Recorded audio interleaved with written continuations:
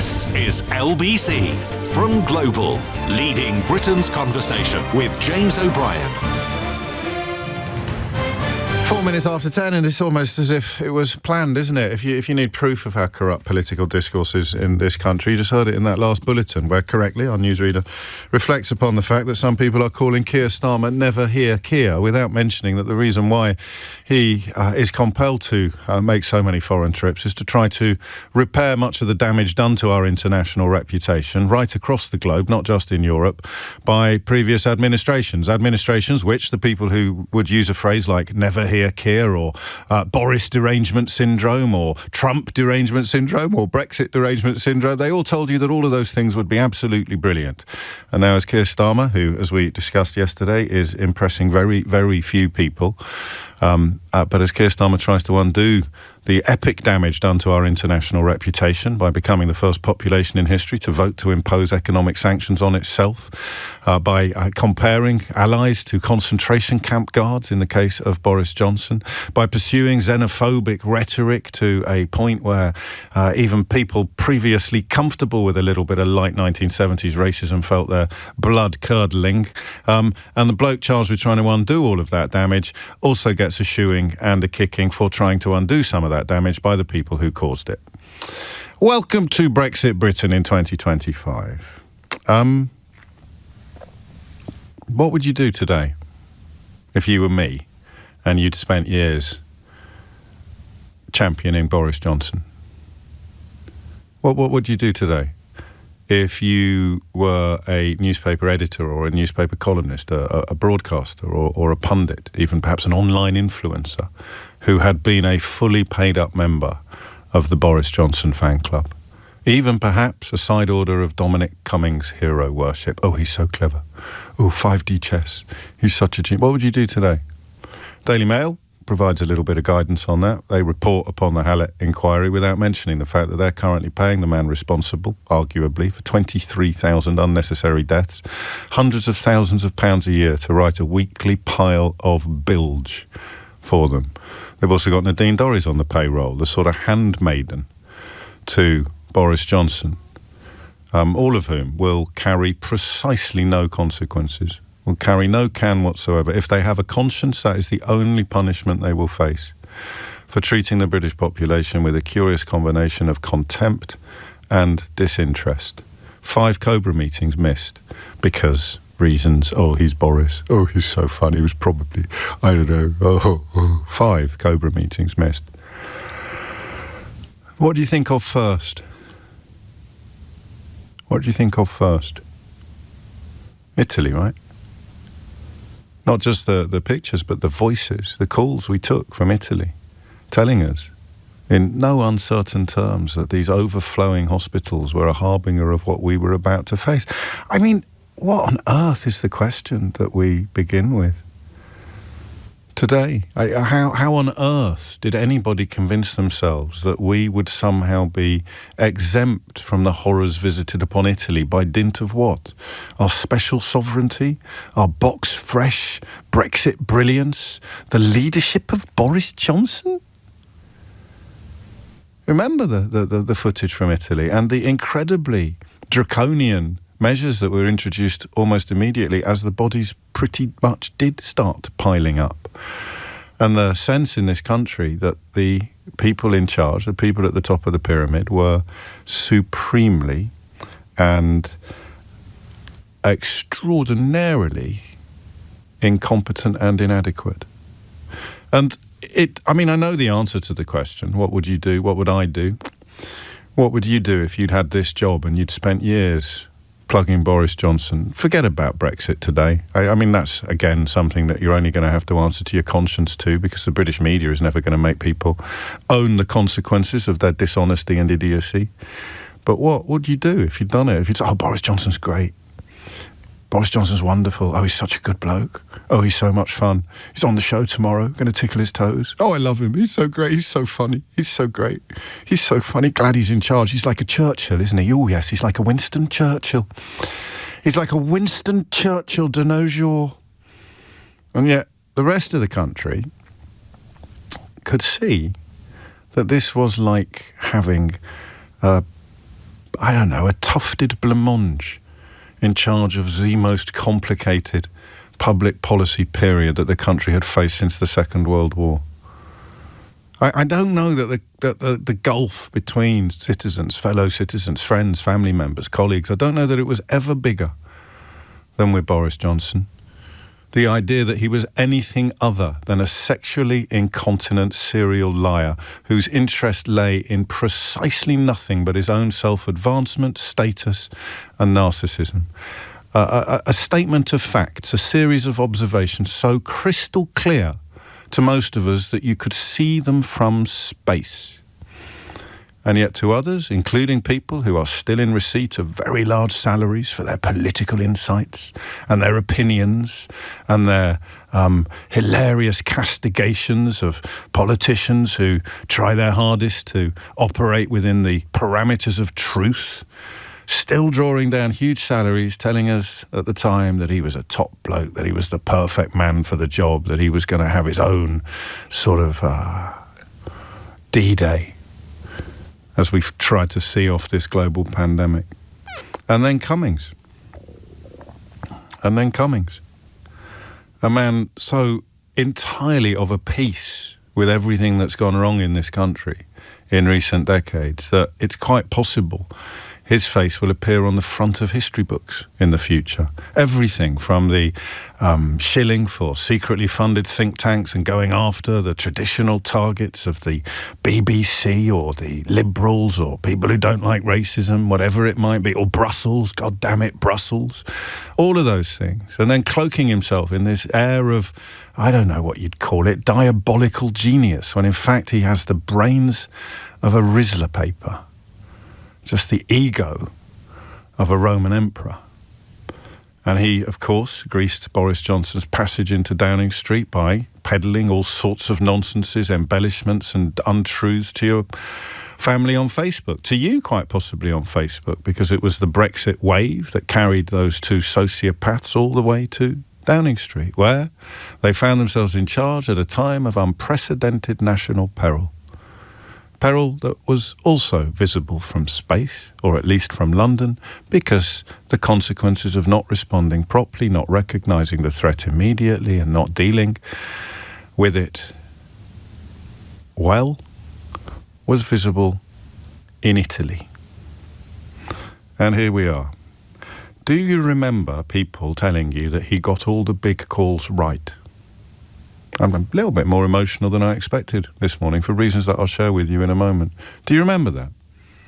We should make a list of the people who said he got all the big calls right. We should carve it in stone and stick it in Trafalgar Square alongside a memorial to the 23,000 people who would quite possibly still be with us today if Boris Johnson had never become Prime Minister. He got all the big calls right. He got pretty much nothing right. Calling lockdowns when he had absolutely no choice but to do so. Baroness Hallett revealing yesterday, of course, that had they moved even a week earlier, it's possible they could have been avoided altogether.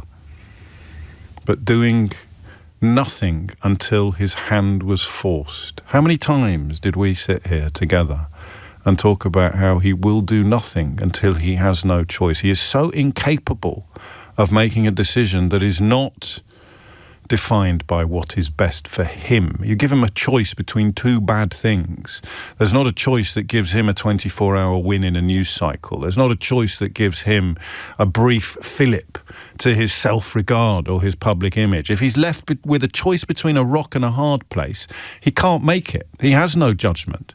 He has no integrity. He has no ability to prioritise the welfare of the population above the welfare of his own short-term political fortunes. So he couldn't make a decision about anything until it was made for him by events. In this case, events that involved deaths, avoidable deaths, of British people, of our friends, our family members, our colleagues. Remember, we talked about that. The other thing we talked about, and I don't know if I'm ashamed of this. I don't know if I'm ashamed of this or not, because I don't know that we could have done it any differently.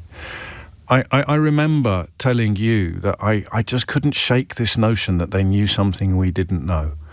Do you remember on the days when the incompetence and the inadequacy seemed to be absolutely epic, you kind of had this notion that, well, they're in charge.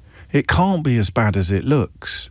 They must know something that we don't know. Most obviously, with the Italian example, you'd sort of think, well, no, they must know something that means that we are not, somehow we're not exposed to the same risks that Italy was exposed to. We must be somehow different. Is that a form of exceptionalism?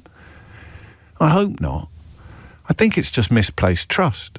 You can't end up Prime Minister in this country if you're all the things that I thought Boris Johnson was. We're just better than that.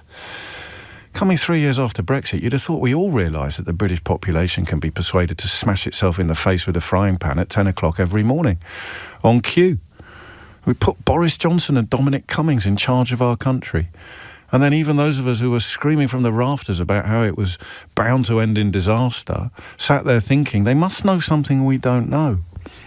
Because there's no earthly way that sentient human beings, observing the evidence that we were observing and talking about on the radio every day, with no special insights except our shared time together and a quite unprecedented plurality of perspectives, we could sit here observing, describing, sharing evidence, stories, facts, and yet still cling to the notion that they must know something we don't know. They must be seeing something we can't see because of the decisions that they're making and the things that they're doing. Even the parties. Even when Boris Johnson's mates were puking up in Downing Street and trying to get off with each other and playing on swings and laughing at the public and sending colleagues to Tesco's with suitcases to fill them up with booze and wheel them back into the seat of power in this country while you were barely allowed to attend your own grandmother's funeral. Even then, I sometimes thought, well, they must know something I don't know. They must have made us like belt and braces. The reason why I had to bury my friend without anybody being in the room with him must be because they know something we don't know. They must know something we don't know. And it turns out they knew nothing. They had nothing. No insights. You know what they were sustained by. I sometimes worry about being a stuck record. But they were sustained by the deeply corrupt and dishonest people in this country who call themselves journalists. He got all the big calls right. And how do they avoid responsibility for their own tragic failure on a day like today? They claim that the inquiry wasn't necessary, or they make lies about it, proving what they said all along. The Daily Telegraph, and you know my late father worked for the Telegraph when it actually deserved to be called a newspaper. So I think that perhaps is why I'm so dismayed by its absolute capitulation to cronyism and dishonesty. The Daily Telegraph says, the inquiry tells us what we already know. Lockdown was not necessary. What a wonderful standfast that is. How completely it ignores the fact that what Baroness Hallett found was that if we had had decent leadership that acted much sooner, then it's possible we could have avoided lockdowns which were rendered necessary by a man who used to be paid a king's ransom to write a weekly pile of bilge for, yeah, you guessed it, the Daily Telegraph. Senior members of whose staff gathered with Boris Johnson to try to save Owen Paterson's career after he was found to have broken parliamentary standards. People like Boris Johnson and his mates at the Daily Telegraph don't respond to rule breaking by one of their cronies by saying sorry, moving on, and perhaps offering a word of quiet support to their disgraced colleague. They try to burn the rule book. They try to rip up the rules when one of their own is caught. And that's the approach they took to COVID. Short-term, opportunist, self-serving, narcissistic, psychopathic, whatever adjective you prefer. Those were the watchwords for this administration, for this regime. I'm not even going to open Idiot's Corner today. He did his best in difficult circumstances. Mate, you're brainwashed. You're gaslit. You're barely worth the intellectual effort of counting your brain cells. He was an unmitigated, borderline murderous disaster. His incompetence, his ignorance, his arrogance, his insouciance, his contempt for ordinary people, his abject disinterest in anything other than his own self-advancement is not news. Daily Telegraph says they tell us what we already know. Yeah, you're right. The bloke you were championing, the bloke you described as getting all the big calls right, the bloke whose toes you've been tickling for 20 or 30 years, the bloke who in many ways you set upon a course to Downing Street should never have been allowed anywhere near power. And you put him there. Tells us what we already know. Lockdowns were not necessary. How do you sleep straight in bed at night if you're publishing poison like that? Revisionism. Appalling rewriting of observable facts, some of which are available today in the plainest sight. The plainest sight. Because Baroness Hallett laid it out in terms yesterday. And I'll remind you of some of the things she had to say in just a moment. The pandemic response also exposed wider issues. The very least the public is entitled to expect is that those making the rules will abide by them. Across the UK, there were instances and allegations of rule breaking by ministers and advisors that caused huge distress and undermined the confidence of the public in their governments. Finally, under this heading, there was a toxic and chaotic culture at the heart of the UK government, and the relationship between ministers in Northern Ireland was poor. This kind of culture is detrimental to good decision-making. The failure to lock down earlier may have cost lives. Had the lockdown been imposed 1 week earlier than the 23rd of March, the evidence suggests that the number of deaths in England alone in the first wave up until the 1st of July 2020 would have been reduced by 48%. That is approximately 23,000 fewer deaths. The decision to impose the first UK-wide lockdown was remarkable for the failure on the part of all four governments to anticipate or plan for the possible need for a mandatory lockdown. Plans for imposing stringent restrictions and for lifting restrictions should have been worked up from the outset. They were not. None of the governments in the UK had adequately prepared for the challenges and risks that a national lockdown presented. They did not scrutinise sufficiently seriously its wider societal, workforce and economic impacts, in particular the impact on the vulnerable and the disadvantaged, and the impact of school closures on children's education and their physical and mental health. Many of the same failings were repeated later in 2020. This was inexcusable. This was inexcusable, unless you're the editor of the Daily Telegraph, in which case the first two people you ring for responses to this findings are David Frost, who was in Boris Johnson's cabinet, and Richard Tice, the deputy leader of Reform UK, who said it cost the taxpayer £200 million just to be told what we already knew. Lockdowns were some of the most damaging actions taken by a government in the past 80 years and should never be repeated. It doesn't say that. I mean, to be fair, a fellow who described himself as having got a 2-2 in his degree after getting 2 E's in his A-levels, despite having worked very hard and therefore being disappointed by the result, is not necessarily the bloke you'd go to for intelligent insights and analysis. But completely misrepresenting the findings of the inquiry, I mean, that's a stoop, isn't it? That's a low stoop when 23,000 families are wondering whether their loved one would still be alive today. Frost and Tice queuing up to pour scorn upon the actual inquiry into why they died. Didn't tell them what they already knew, except, of course, that Boris Johnson, the man lionised, championed, promoted by exactly these kind of individuals, and institutions like the Daily Telegraph should never have been allowed anywhere near power. But he got there. And today's a day for perhaps reflecting upon what that meant and what we learned. Those are my two questions for you. 24 minutes after 10 is the time. What is the moment, the action, or the memory, the moment or the memory that has come to the forefront of your thoughts this morning? That's all I want to know. What is the moment or the memory that has come to the forefront of your thoughts this morning? Happily, most of us will not be wondering whether somebody would still be alive if we had had competent leadership. But most of us will be remembering other moments that we hold Boris Johnson responsible for, not least because, had he acted responsibly, quickly and correctly, we could have avoided many of the other privations that were inflicted upon us. We could perhaps have sat with loved ones at funerals.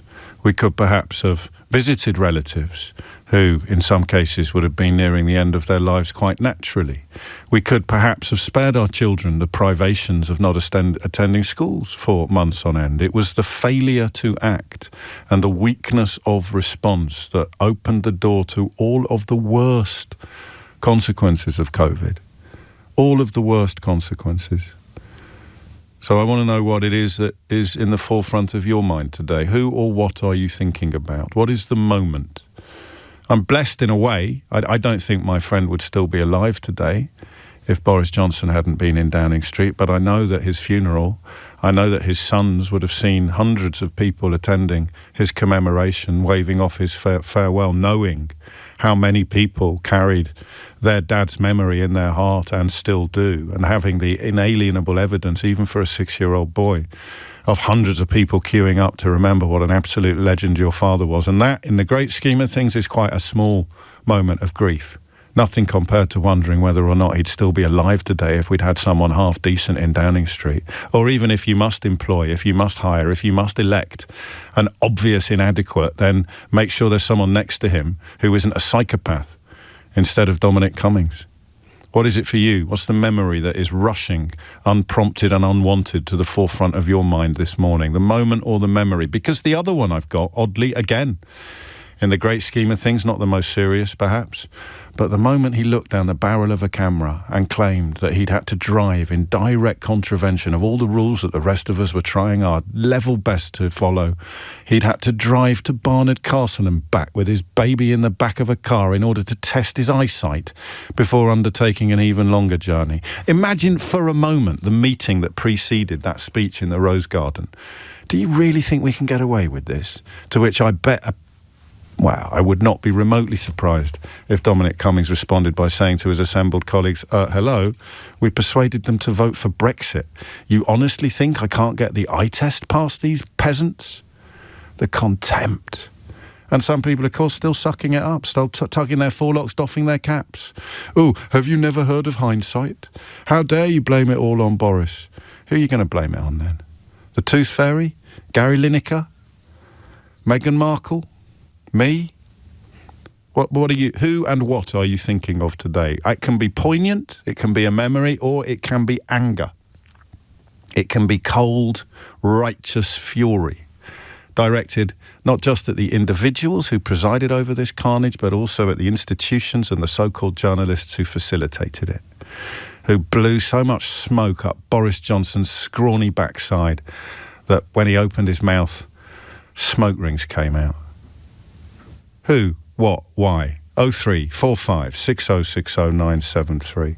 And no, I'm not sorry for being so cross and so sad today. 23,000 reasons why we should all be cross and sad, whether you knew them or not. And then the rest of it, the children still dealing with the consequences of both lockdowns and long COVID. There were debates to be had about whether this should be done or whether that should be done, but there's no debates now about whether or not we were doomed from the start by having such a hideous human being in charge of all of our responses. So who are you going to call for a quick post-mortem on what Baroness Hallett found out yesterday? If you're the editor of the Daily Telegraph, you're going to call David Frost and Richard Tice. And I mention that because all of the people who facilitated this carnage have simply moved their chips away from Boris Johnson and put them all on Nigel Farage. Utterly inadequate, incompetent, disingenuous, dishonest, but charismatic politicians who spend their life kowtowing to the furthest right of rhetorical talking points. Any reflection, any responsibility, any guilt, any shame, don't be ridiculous. We're selling Boris and we're buying Nigel. And we've still got our jobs, we still edit our papers, we've still got our columns, we're still on the telly, we've still got our radio shows, we've still got our caps, we're still doffing them, we've still got our forelocks, we're still tugging them. And screw the consequences, screw the country, and screw you. Here's Dominic Ellis with your headlines. James O'Brien on LBC. 33 minutes after 10 is the time. And listen, I do this for a living, and you're reminding me of stuff that I'd forgotten. The shaking hands. The moment in the hospital where he said there were no camera crews and the dad pointed at the camera crew. And we saw the footage. The way he lied. The way he lied. There were moments I thought I was going mad. Like the boy in the crowd saying the Emperor's got no clothes on. And everybody else going, yes, he does. He's got all the big calls right. And, of course, that claim began with him. We got all the big calls right. Secure in the knowledge that his lies would be echoed by, 70, 80% of the UK media? What or who are you remembering today? Because I think we should pay a little bit of attention to the people, the thoughts and the moments that Boris Johnson hasn't given a second thought to since the moment his own party slung him out of Parliament in disgrace. I tell a lie. Of course, he resigned before they could. Sarah is in Ormskirk. Sarah, what made you pick up the phone? Hi, James. Hello, you have to forgive me. I'm a little bit nervous. It's only me. I know it's only you. I know. So just talking about this just brings back so many emotional memories. So I'll try and keep this together. But I don't know if you remember, I phoned you back in the day to talk about. I used to run a care home team, so I was a frailty lead nurse for an area in the northwest of England, and I've since retired. But it was our job really to go in and care for people in the care homes and make sure that they didn't go into hospital unnecessarily, and we did a lot of palliative care work.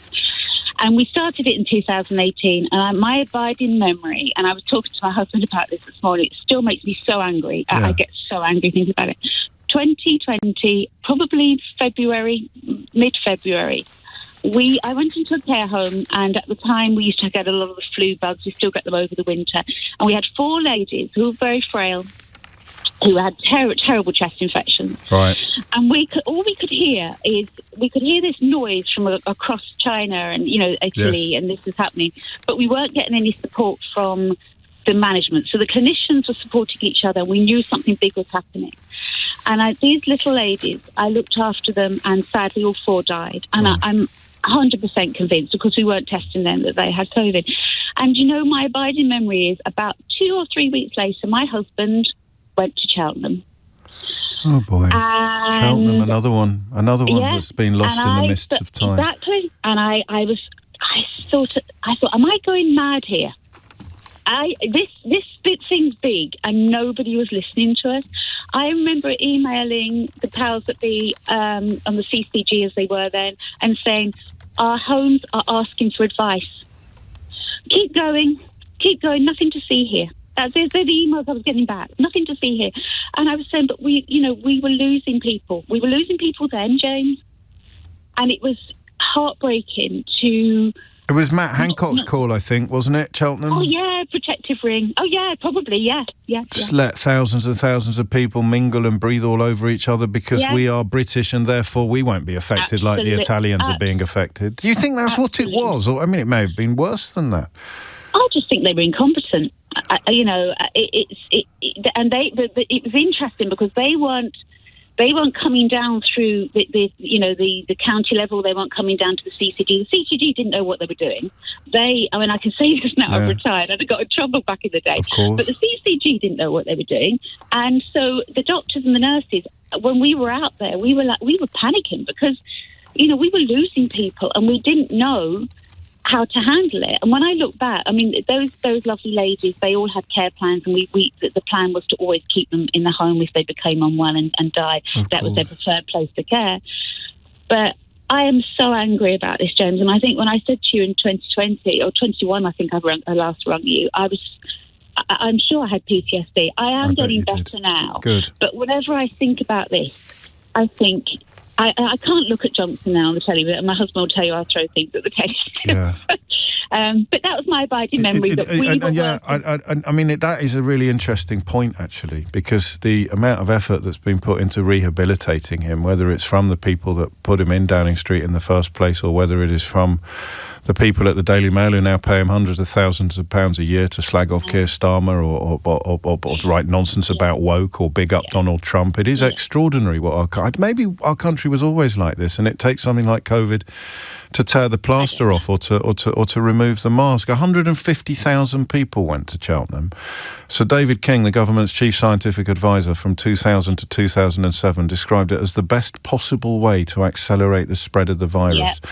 There must have been people in the room where it happens who were making that point, and people like Matt Hancock, Dominic Cummings and Boris Johnson somehow decided that they knew better. Well, the arrogance of them and the arrogance of the way they spoke to everybody, and we've got a protective ring around care homes, and I knew of care homes. Our care homes didn't have a protected ring. Nobody knew what they were doing. And they were moving people from hospitals into care homes who were subsequently found to be bringing COVID with them.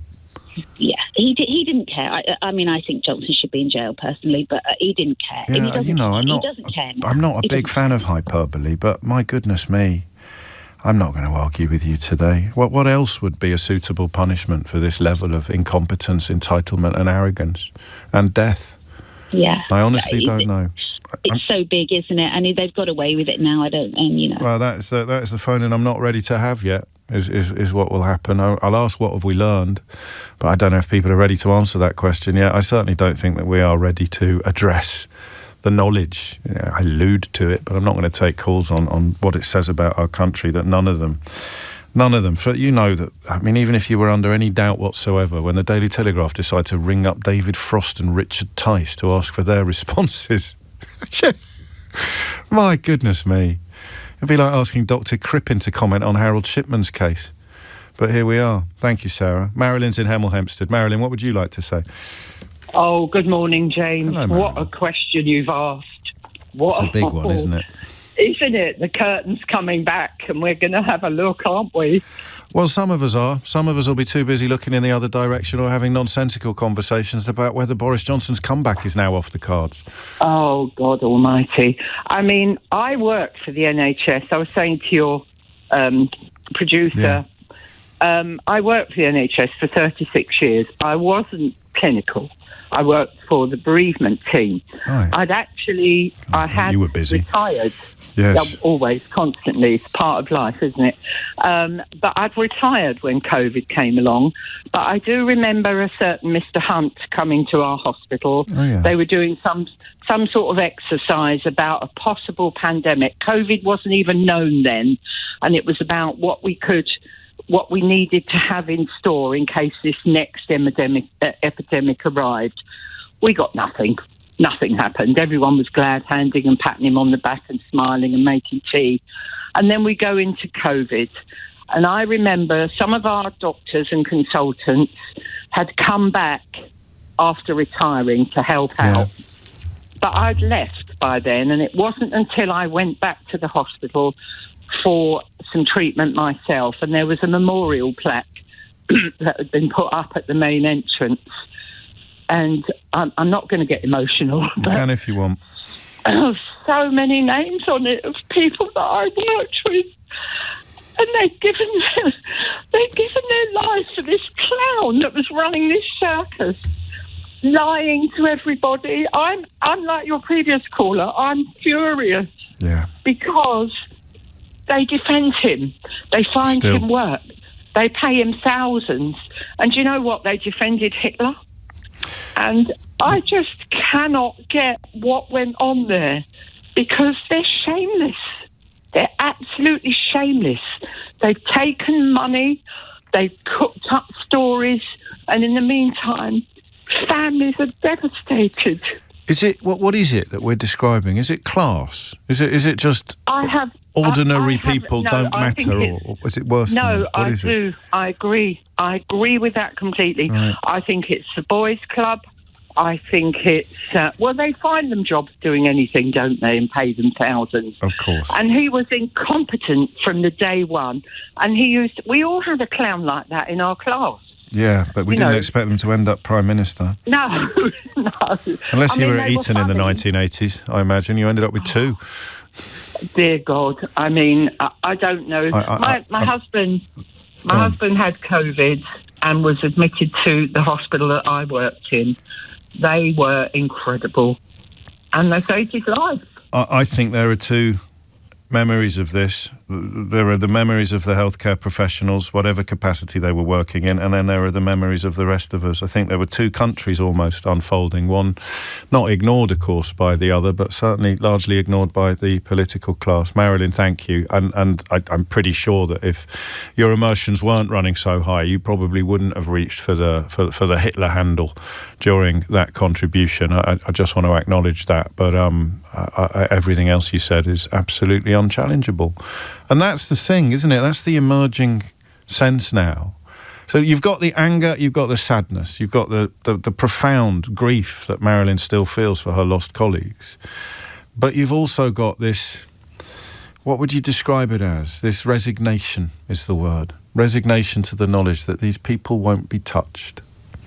These people won't be touched. And because of my background, my history, my family, I always reflect upon the role that so-called journalism plays in that process. But I fully accept that you may not. You may not think it is that big a deal or that big a contributor to the process. But that is the idea of resignation. Why are we all probably minded to agree this morning that none of them, whether you think like Sarah, that they should end up in jail, or not, we can probably all agree that none of them are going to face any consequences whatsoever. That's a really, really sad reflection upon what I think is our shared reality. And I don't know whether it could even be different. You know, I don't know what a different constitution or a different legal framework or a different political environment would look like that we would both welcome and hold these people to account. But individuals can make decisions. People who fell for his shtick, as I did many, many moons ago when he first ran for London Mayor. It's not that hard. Trust me, I've done it. Put your hands up and say, I have no idea what happened to me. Perhaps my drink was spiked. I thought Boris Johnson was a funny chap who should be given a chance to run London. The scales fell from my eyes very quickly, and I mention it not to be self-referential, but sheerly to illustrate and advertise how easy it is to say, I don't know what the hell happened to me. Is it the case that by the time he became Prime Minister, you'd swallowed so much nonsense that you couldn't regurgitate it? You'd bet so much on him not being a charlatan, not being a sociopath, not being a narcissist, that you couldn't climb down from that mountain that you'd built during the Brexit process? I honestly don't know, but trust me, it's doable. What are you thinking of today? And you know, it doesn't have to be as personal as Marilyn or Sarah. It could be something that you saw on the news. It could be something you watched that the rest of us haven't remembered yet. Like, for example, the fact that Matt Hancock had taken £350,000 in political donations from wealthy figures in horse racing before he gave the go-ahead to the Cheltenham Festival at exactly the moment in history that we were watching the horrors unfold in Italy. Is it too early to ask about thought processes? Do you think it was exceptionalism? Do you think it was the idea that, hang on a minute, we're British. We're British, we're not going to be affected in the same way that Johnny Foreigner has. I don't care what's happening in China or in Italy. We're jolly well British. Rule Britannia. Britannia waves the rules. Is it that simple? Or is it more personal? And it was just that where Boris Johnson led, various credulous cronies and sycophants followed. 10:46 is the time. James O'Brien on LBC. I'll tell you who must be feeling rotten this morning from the world of the cronies and the corrupt. Anybody who was fully on board with Boris Johnson's hideous regime, who hasn't ended up with at least a knighthood or a seat in the House of Lords. Or a Daily Mail column, I suppose. Or a box seat, a season ticket in the Daily Telegraph. Imagine having sacrificed any vestiges of integrity that you may ever have possessed and not having ended up in the House of Lords with or with a slightly smaller gong, or at least with a lucrative berth in the right-wing reaches of our media. What was it all for? The defending of the indefensible often attracts the biggest rewards, as Donald Trump is providing a masterclass in the United States at the moment. But for the rest of us, holy moly. Holy moly. What an absolute nightmare this is for thousands and thousands and thousands of Britons. I'll tell you something else that struck me a moment ago. It is one of the most perfect illustrations of the Westminster bubble. The idea that this can be in any way dismissed or excused or written off or described as unnecessary could simply not be held in the minds of people who had even the barest empathy for the horror that was endured and the consequences of which continue to be endured today. It's as if you got punched in the face and you wanted to find out exactly how the person who did it had been put in a position where he could. And somebody next to you is saying, well, what are you worried about? You've got a black eye. We all know you got punched in the face. Why on earth do you want to know who did it? Or why on earth do you want to know how it happened? Or why on earth do you want to know why he was free to do it? Just, you've got a black eye. We all know you've got a black eye. What are you doing, wanging on about wanting to know how it was allowed to happen, why the authorities didn't do more, why nobody stopped him, who he actually was, what led up to him punching you in the face? You're just pathetic. Stop being so woke. Get over it. I told you so. Some days, eh? Some days. Phil's in Rains Park. Phil, what would you like to say? Oh, good morning, James. Hello, Thank you for having me on. You're welcome. I would say first-time caller, but I've used a telephone before, so I'm not particularly...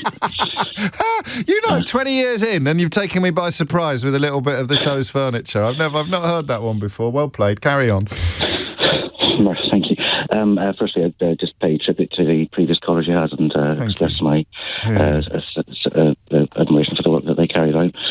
You were asking about memories that sort of come back when you think about the pandemic, and I'm a paramedic. I've worked in central London for quite a long time, actually, and right throughout the pandemic, and the memories that always comes back whenever these things come up is of breaking the news to family members when their relatives had gone into cardiac arrest because of COVID sickness, and we weren't able to bring them back due to the how COVID affects the body.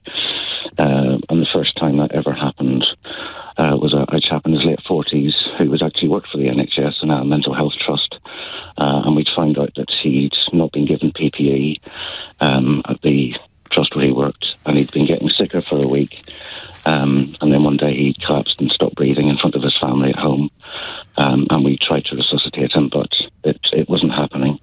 And as one of the slightly more senior people of my colleagues at the time, I said, well, I'll go and tell the family, who would shepherded it away to an upstairs bedroom. And I'll never forget climbing the stairs, knowing that not only was I about to shatter their world, but I was also going to have to tell them that they wouldn't be able to come down and see their loved one again, because the body was about to be taken away in a bag for infection control. And I can't remember how I phrased that. I phrased it more delicately than that. I know you did. And yeah, his wife and three sort of teenage children, I think, between the ages of maybe 10 and 16. And I was still wearing the big bodysuits that we had to wear, the kind of Tyvek, things that you see forensic investigators wearing. We were wearing all of those, and big horrible face masks. And I had to tell them that we hadn't been able to help their father, their husband. And just their response to that will stay with me. It was so it's probably traumatised, it's fair to say. I was going to ask you that. I don't think there's any probably about it. It's why I said that slightly throwaway thing a moment ago about there essentially being two COVIDs. One that was endured by healthcare professionals and one that was endured by the rest of us. And it was no picnic for the rest of us, don't get me wrong. But for people in your position, I don't know that you ever really get over experiences like the one you describe, and that was just the first, not the only. Yeah, I mean, things get easier with time, obviously. Yes. Sometimes things can trigger memory, but by and large, it's just like a bereavement, I suppose. It's, other things happen in life and your circumstances change, and hopefully you can move on. Yeah, good. I mean, that is important, and it's important to hear, but you remind us of other things as well. The abject failure to procure enough PPE, while we now know they were dishing out contracts to mates and cronies and party donors who had no experience whatsoever in that field. I've been so angry about that. Yeah, we had like some aprons, which were just useless when you're standing outside and in the street, and it just blow up in your face. It got better, but to begin with. And then when you read about all of the contracts and the money and the stuff that was delivered that had to be burnt and I think we're still burning it. Last time we checked, we were still setting fire to pallets full of the substandard stuff that people were paid small fortunes for. The abandonment of contact tracing and other public health measures, that goes back to March 2020. And again, you kind of almost want the minutes of those meetings. You some of it has come up in the inquiry, but if you rely upon the British media to keep you up to speed with what went on in the rooms where it happens, you're going to be left wanting, aren't you? Abandoning public health measures in March 2020. Why? Why? Too difficult? Too complicated? No immediate electoral benefit? Don't know if the Daily Telegraph will like it? Even Cummings said that that's what Johnson was motivated by, not by life or death or health or avoiding situations that you found yourself in on a regular basis, but by wondering how well it would go down with his favourite newspapers, his future employers, how they would respond to whatever policy announcement they made, rather than what impact it would have on the population he supposedly governed. I'm grateful for what you did, and I'm glad to hear that you are in a better place than you were then, but I just want to say something about you. I don't think I could do what you did. I know you trained for it. I know you've done it before in other circumstances, but could you take a family upstairs? Could you take a wife, a widow, and 3 children upstairs and tell them not going to see your dad again? Ever? You can't even say goodbye to the body because we've got to get it out of the house as soon as possible. Could you do that? I don't know. You never know until you're confronted with it, and you don't go into a job like Phil's unless you've addressed your capability of doing something like that. But goodness me, could there be a bigger difference in the self-examination you do before accepting a job than between Phil and Boris Johnson? Could I do that? Do you think I could do that? Am I up to that? Am I adequate? Do I have what it takes? Imagine if Boris Johnson had ever asked himself questions like that. Am I really the man for this job? I mean, really? Not just in terms of ruffling my hair and making jokes, but in terms of having responsibility for the lives of millions of people, the security of millions of... Is that really something I should be doing? They asked David Cameron why he wanted to be Prime Minister. He said, I think I'd be rather good at it. Oh, man. And these moments get forgotten. They'll be washed away. Yeah, give it a week. We'll be talking about something else on air and we'll think, did we touch on that? I don't know what you do about that. You can't come on air every day and talk about the biggest things in the world, the biggest things in the country, because we are weird creatures as humans. We don't want to talk about the most important things in the world every single day. If we did, we'd only talk about 2 or 3 things. We talked about Ukraine yesterday for the first time in ages. Hasn't become any less important since the moments and the months and the days when we were talking about it several times a week. But goodness me, the idea that a country can ever really operate at its finest when we have a system that allows people like Boris Johnson to be carried shoulder high into the very seat of power by commentators, columnists, journalists, presenters, forelock tuggers, capped offers and colleagues who are incapable of absorbing the evidence of their own eyes and ears. And nothing at all has changed, you know? I mean, you think I'm exaggerating. Tell me who doesn't fit into this category. Tell me who doesn't fit into this category. The bloke who let Boris Johnson live in his garden rent-free after Johnson was finally forced to leave Parliament has now started making donations to Nigel Farage's outfit. Riddle me that. James O'Brien on LBC. It is 3 minutes after 11, staying on the COVID inquiry, but broadening some of the questions that I will ask you a little. I'm not going to ask you how anybody can be focusing upon the £200 million cost of this while completely forgetting the billions that were spent on a largely useless test and trace. It wasn't 37 billion, by the way. That's the figure that is in the sort of public domain, but of course embellishment and exaggeration can come from many sources, not just the most obvious. But the idea that the people we've heard from today, the people still looking for closure or looking for answers, I should just shut up and go away, to paraphrase another man who came out of this mess with a gong, with a knighthood, Gavin Williamson. The idea that the inquiry was unnecessary is, I guess, the last redoubt of people who were not angry enough, cross enough, or even confused enough at the time. It's an act of ego self-preservation. How can I not have realised how awful Boris Johnson was? Well, then I better pretend that the inquiry into how awful Boris Johnson was is not necessary. I think it's that simple. I think it's psychological rather than political, but if you've got another answer to that question, I'd be keen to hear it.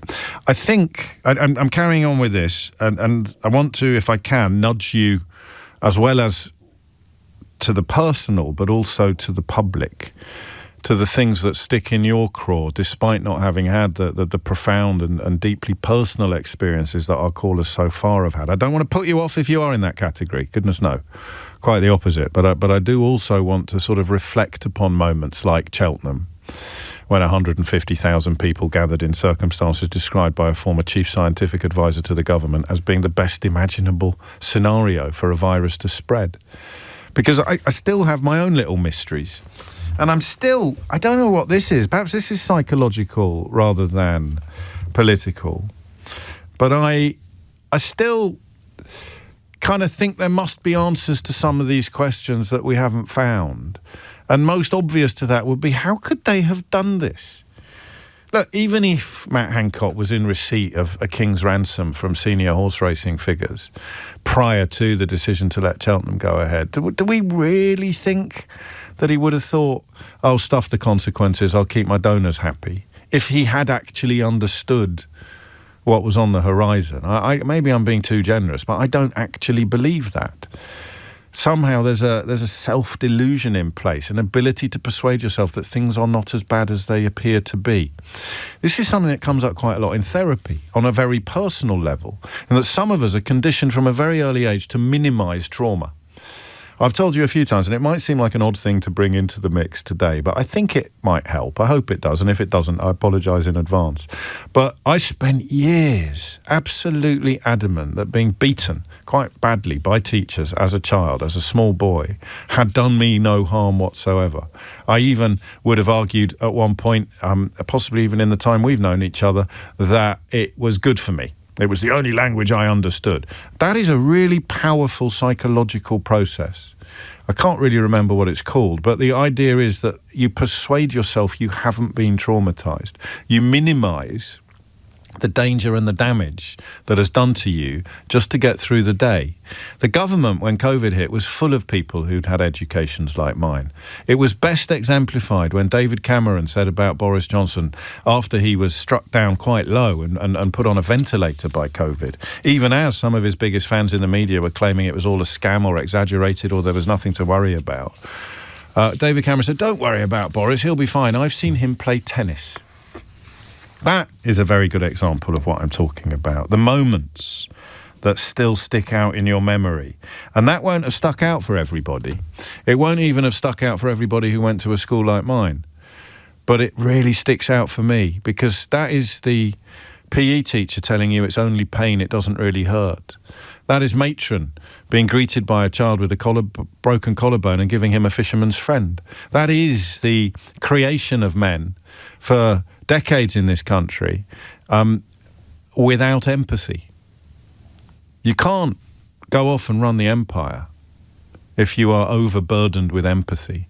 You can't arrive in India and start telling the natives what to do because you have some God-given right to be in charge while rinsing the country of all its raw materials and precious minerals and sending them back to Queen Victoria. You can't do that if you're overburdened or burdened at all with empathy.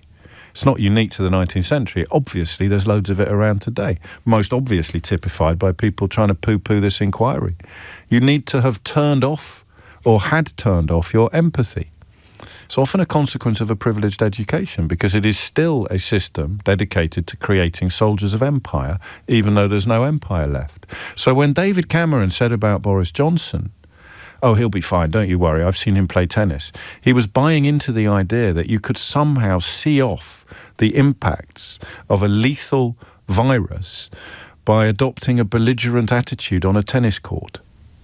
And he believes that in his bones. He wouldn't have said it otherwise, because that's what you get taught at schools like the ones he attended and I attended. You get taught that, you dust yourself down, you pick yourself up, you start all over again. The upper lip will be stiffened, the sinews will be straightened. Boys don't cry. Men don't show emotion. Cameron's not as bad as Johnson at this, actually. But that moment there was one of the ones that chilled me the most, oddly. Didn't think it was going to have major consequences for the rest of us, but I thought it might have consequences for Boris Johnson, whose life was imperiled at the time. And yet his social class was queuing up to say, come on, Boris, play up, play the game. All right, smash it for a 6. Play it down the tram lines. And if you're taking that attitude into government, then maybe you nudge a little closer to understanding how they thought they could sort of bully or cajole or, deny their way out of trouble. If we cancel Cheltenham, people will panic and it'll look like we're facing a really big problem. And I don't want people to panic and I don't want people to think we're facing a really big problem. At which point nobody said, Secretary of State, we are facing a really big problem. Just ask your Italian counterparts. So that sort of psychological self-delusion being enacted on a national scale seems to me to be part of the process that we're scrutinising today. It's a trauma coping mechanism. It's a form of disassociation. Maybe I'm being too kind, again, to Matt Hancock, a trap I fell into several times during COVID, but I hope my eyes are a little bit more widely opened now. How could this have happened? And I don't now confine that question to Boris Johnson and Dominic Cummings, who were clearly the sort of dumb and dumber of policy making and governance. But how could the ecosystem around them have failed to create the sense of urgency? That the inability to understand science makes me think once again with enormous sympathy of Chris Whitty and the other fella whose name temporarily eludes me. Every time they appeared on the television, you sort of felt reassured, but looking back now you realise that they must have Patrick Vallance. They must have been smashing their heads against metaphorical brick walls when they were confronted with Johnson's scientific ignorance. Patrick Vallance described him as being bamboozled, and that watching him try to get his head around the stats was awful. They confused scenario modelling, which examined the consequences of worst-case scenarios, with forecasts of what would probably happen. So the modellers were being maligned as being over-pessimistic doommongers precisely because they've been charged with providing the worst possible predictions. And then you work back from that towards the plausible and then towards the optimistic. But they didn't even understand that, Johnson and his mates. And then the rule-breaking, most obviously at Barnard Castle, undermined confidence and increased the risk of the public failing to adhere to measures designed to protect the population. So what do you do if you've accidentally allowed that to happen? Or if you've quite deliberately done it in the case of Dominic Cummings? I'll tell you what you do. You put your hands up and you say, sorry, I had a rush of blood to the head. I'm resigning immediately. Please don't follow my example and ride roughshod over regulations that have been put in place to keep us safe, to keep us healthy, and in many cases to keep us alive. My name is Dominic Cummings. I resign. I apologise. I will never trouble the public space again. I'm going to spend the rest of my life working with the homeless and the dispossessed in a desperate attempt to undo some of the moral damage I've done to my own soul by being one of the most arrogant people ever to appear in the political space. Did they do that? Did they prioritise the population after Cummings was caught breaking the rules and lying about it? Did they prioritise the people in hospitals? Did they prioritise the electorate? No, they prioritised their own survival. The question that they asked around that table shortly before that press conference was not, what's the best thing for the country right now? We've been caught with our fingers in the metaphorical till. What's the best thing for the country? You know what they asked? Boris Johnson and Dominic Cummings asked exactly the same question. Boris Johnson and Dominic Cummings, after the Barnard Castle debacle, looked around the table and asked themselves this: what's best for me? What's best for me? Boris Johnson asked, what's best for me? Dominic Cummings asks, what's best for me? And then the whole machine of government addressed the question of what was best for both of them. And that would be to leave him in power, to tell a lie, no matter how egregious, how obvious, how transparent. If it was just about big enough to get us over the line, then that is what we'll do, because that's what's best for me. That's what's best for Cummings. That's what's best for Johnson, and stuff everybody else. And of course, if you were the kind of journalist that was going along with this or failing to see how hideous every unfolding step of this process was, then today you would be compelled to attack the inquiry. You'd have to. What else are you going to do? because they're asking themselves the same question. They're looking at this inquiry. They're looking at these deaths, all 23,000 of them, potentially. They're looking at these conclusions about the science, about the care of vulnerable people, about the chaos, about the toxicity, about the decision-making, about the messaging, about all of it. They're looking at that and they're remembering what they did at the time, the kind of things they had to say about Boris Johnson, the kind of approach they took to the carnage. And they're asking themselves exactly the same question that Boris Johnson and Dominic Cummings asked themselves when they were wondering how big the lie would have to be to get them off the hook for the Barnard Castle scandal. Those journalists, the toe ticklers, the cheerleaders, the forelock tuggers and the cap doffers, the Tory sycophants and the client journalists, they're asking themselves as they look at Baroness Hallett's findings, what's best for me? What's best for me? How do I spin this one?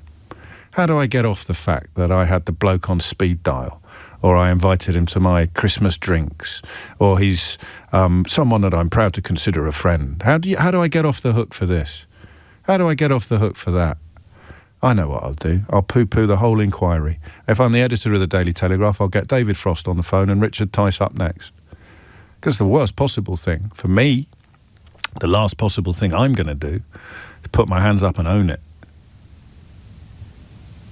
What's the best thing for me? Now that we know, irrefutably, undeniably, now that we know Boris Johnson was all the things that his harshest critics said he was, as someone who resisted that reality, as someone who didn't acknowledge that truth, as someone who actually sometimes attacked the critics, describing him so accurately. How do I deal with the fact? I think I'm going to do a combination of pretending that we knew this all along and that the inquiry wasn't worth it anyway. Because that's the question they're answering. What's best for me? James O'Brien on LBC. 18 minutes after 11, so let's do a little bit of that as well, alongside the memories, the moments, not just the really harrowing memories. It can be little things, can't it? Or not little things, but it can be things that you weren't necessarily directly personally affected by, like the Cheltenham Festival going ahead, like the Barnard Castle lies, like the moment in the hospital when Johnson told her father that there were no cameras present and the father pointed at the cameras that were present. Those mad moments that highlighted, even then, just how awful everything was, and which, again, at risk of becoming a stuck record, were not reported anything like they should have been in the massive majority of outlets. What else would we put on that list? The PPE that wasn't fit for purpose, the containers that turned up, I think, from Turkey, full of stuff that couldn't be used. I remember wondering whether it was Derek Trotter's Turkish cousin who'd been responsible for sending us that old tut. So much. The caller we took, who told us that she made... I spoke to her again the other day, I don't know if you were listening. She came back from the past.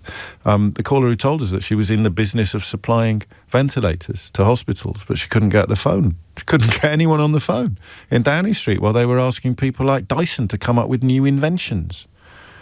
Just extraordinary. I don't think this inquiry is enough. We should have 100 more. We should look at every dot and comma of how a government could be permitted to visit such absolute horrors upon a population. Extraordinary, extraordinary, extraordinary. Wayne's in Kingsbridge. Wayne, what made you pick up the phone? The effect that it had on business at the time before lockdown happened, and then the personal impact that it had on me as well. I lost my dad in January 2021 to stage 4 cancer. So he was not seen by his GP for 2.5 months, and not actually seen by his named GP. It was only when my mum had had enough of him being so ill and the weight loss that he had experienced that they went to a different GP. So with the stuff that... Yeah, and he was told he had stage 4 cancer, and 14 days later he was dead. So, it's rapid stuff. You can't plan things around that. You can't spend time. We had lockdowns going on. It was a nightmare. But I firmly believe that if that corrupt, inept government had actually had anyone with sense at the start of this pandemic, he would still be alive today. And I think because he'd have been seen, because he'd have got the medical help that he needed. Yeah. Oh, I'm sorry. Absolutely, and and these sorts of things are still happening, where doctors are still not seeing patients. But anyway, that's not really the reason I phoned. I was looking through my Facebook, and we spoke at the start start of the pandemic. I actually started listening to you pretty much around the start of the pandemic because I needed somewhere that I could get find some sense in the madness that was going on. Yeah. And there's posts that we put out as a business on the 17th of March talking about how the coronavirus outbreak was fast moving and we've had to change what we're doing, and some customers find it not enough, some find it too much, and we're sorry, and we closed extra days, we were wearing masks, we had social distancing. This is not stuff that was being mentioned by government at the time, or it was mentioned soon after. And I was lucky that they'd tell us to do something, and then Boris Johnson would boast about shaking hands with everybody. Do you remember that? Quite. And what sort of message does that send to people like you in hospitality? Oh, hang on a minute. Maybe we don't need to worry because the Prime Minister's just told me he's shaking hands with everyone he meets. Yeah. I remember conversations with my staff who were telling me that I was being over the top in my response, and I was being paranoid. Of course they were. And you know, I was just digging through my folders from 2020, and I've got a guide of how to be social distanced, and it was written at the start of March 2020. Wow. You know, these are things that we were considering because we're in a tiny building. We're really close working together, and it's not possible for us to have huge amounts of social distancing. But all of these things were done by businesses. Nando's shut. They said that it was the 22nd of March 2020 that Nando's shut their door, which was before Boris Johnson announced the pandemic. We did it. We announced that we would shut first before the lockdown. Before the lockdown. McDonald's did it before. And essentially the economy was locking down around the government at the time. If my memory serves right, it was just lockdown was happening without the government saying so, because we were just shutting the doors to stuff because we weren't safe. We didn't feel safe. Our staff didn't feel safe. And we were losing huge amounts of money. Memory serves me, if it serves me right, I'm pretty sure we were losing about $3,500 a week of our turnover in February 2020 because people were panic buying pasta and toilet rolls because they didn't know what the impact of the pandemic was going to be. The problem is, when you have a gap and a big void, nonsense fills it.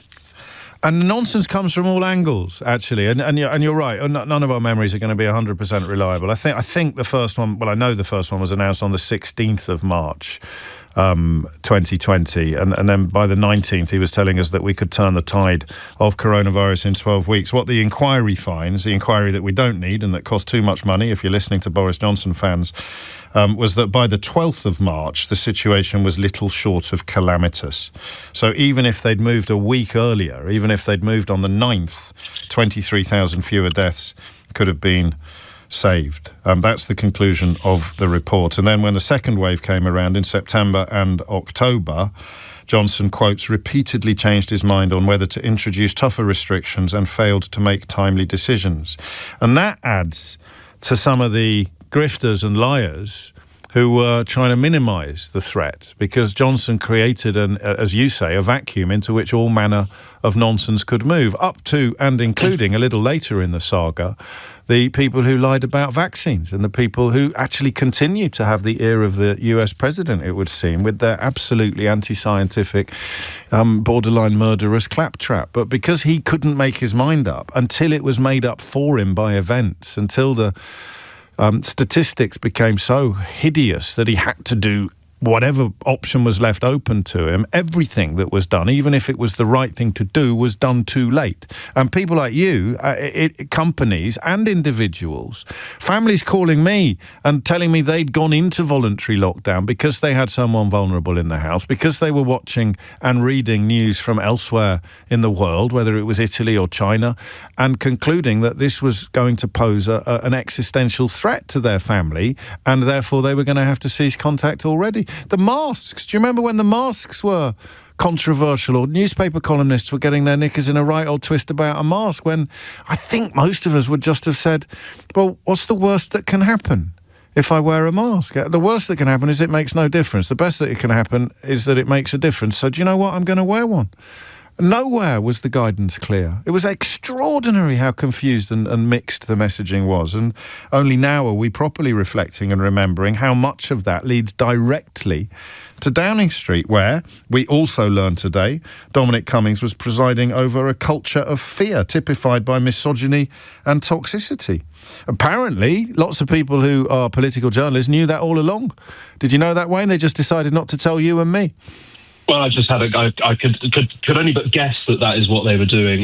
The evidence of your eyes and ears are out there. I remember looking at the FT would post graphs of what the cases were, because we were a little bit behind Italy, and you could see the curve, the trajectory, and I can read a graph. Most business owners can read a graph. We know ups and downs. We can see it. And you could see we were 2 weeks behind Italy, and the curve of the graph was steeper. We were gaining numbers rapidly, and nothing was happening. And if you look at Southeast Asia, they wear face masks all the time to prevent illnesses being spread. What is wrong with the Western world that we have to feel like we can't wear a mask for the safety of ourselves or others? I don't know. It's so bizarre. Well, what do you think the answer to that is? Because it's not just the masks. It's this... is it arrogance? Is it entitlement? And I can be guilty of it. I'm not sitting here being holier than thou. I remember when I first started noticing people wearing masks, and men wearing masks, and I somehow thought it was compromising their masculinity. I gave my head a wobble and I put one on, but not immediately. My friend Scott made one, actually, out of my own face, which was a particularly pleasant garment to sport around the building. But why do you think that was? I don't know. Is it peculiarly British, that attitude? You say the Western world. Other countries, I mean, New Zealand responded, at the other end of the scale to how we responded. What was it about our government at that time that apparently allowed them all to persuade each other that we weren't going to be affected like other countries were, even as they did nothing at Heathrow? That's another thing I've just remembered. That we were taking calls from people at Heathrow going, I've just walked in, I've just come in. I could have come from anywhere. I could have come from China. There's no check. So what was it? Can you explain it, Wayne? Possibly. I look at New Zealand. It was a left-wing Labour government. In the UK, it was a right-wing, mildly right-wing Conservative government, and they believe in personal choice and decision and making your own mind up. Whereas maybe collectiveness under the left-wing thought process may well have been the difference. I mean, I remember having a conversation with my general manager at the time, but she'd been working with us for 7 years at the time, and she left just after 10 years of working for us. So, she stuck around through all of the big stuff of COVID. And we went to the pub. We left the staff to run the place whilst we went over to the pub and we discussed what was going on. Yeah. And we came up, this must have been late February, we came up with a series of steps of plans of how do we respond. If this happens, then we do this. If this happens, we do this.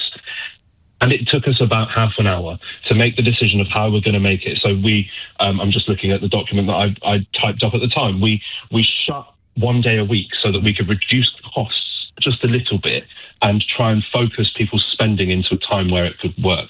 We then added more meal deals in. We cut costs to customers. We reduced our profit margins to try and make it more attractive for customers to buy from us.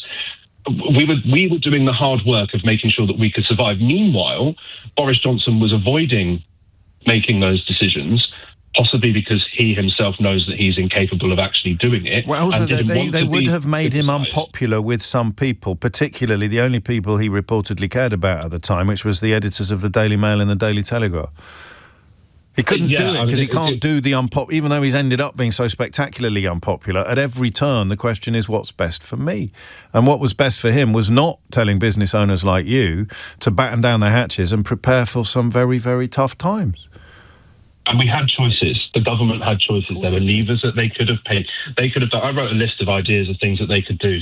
Things like scrapping fuel duty so that people that had to go to work had a reduction in the amount of money that they spent on fuel. If they had to use public transport, make it free for 12 months.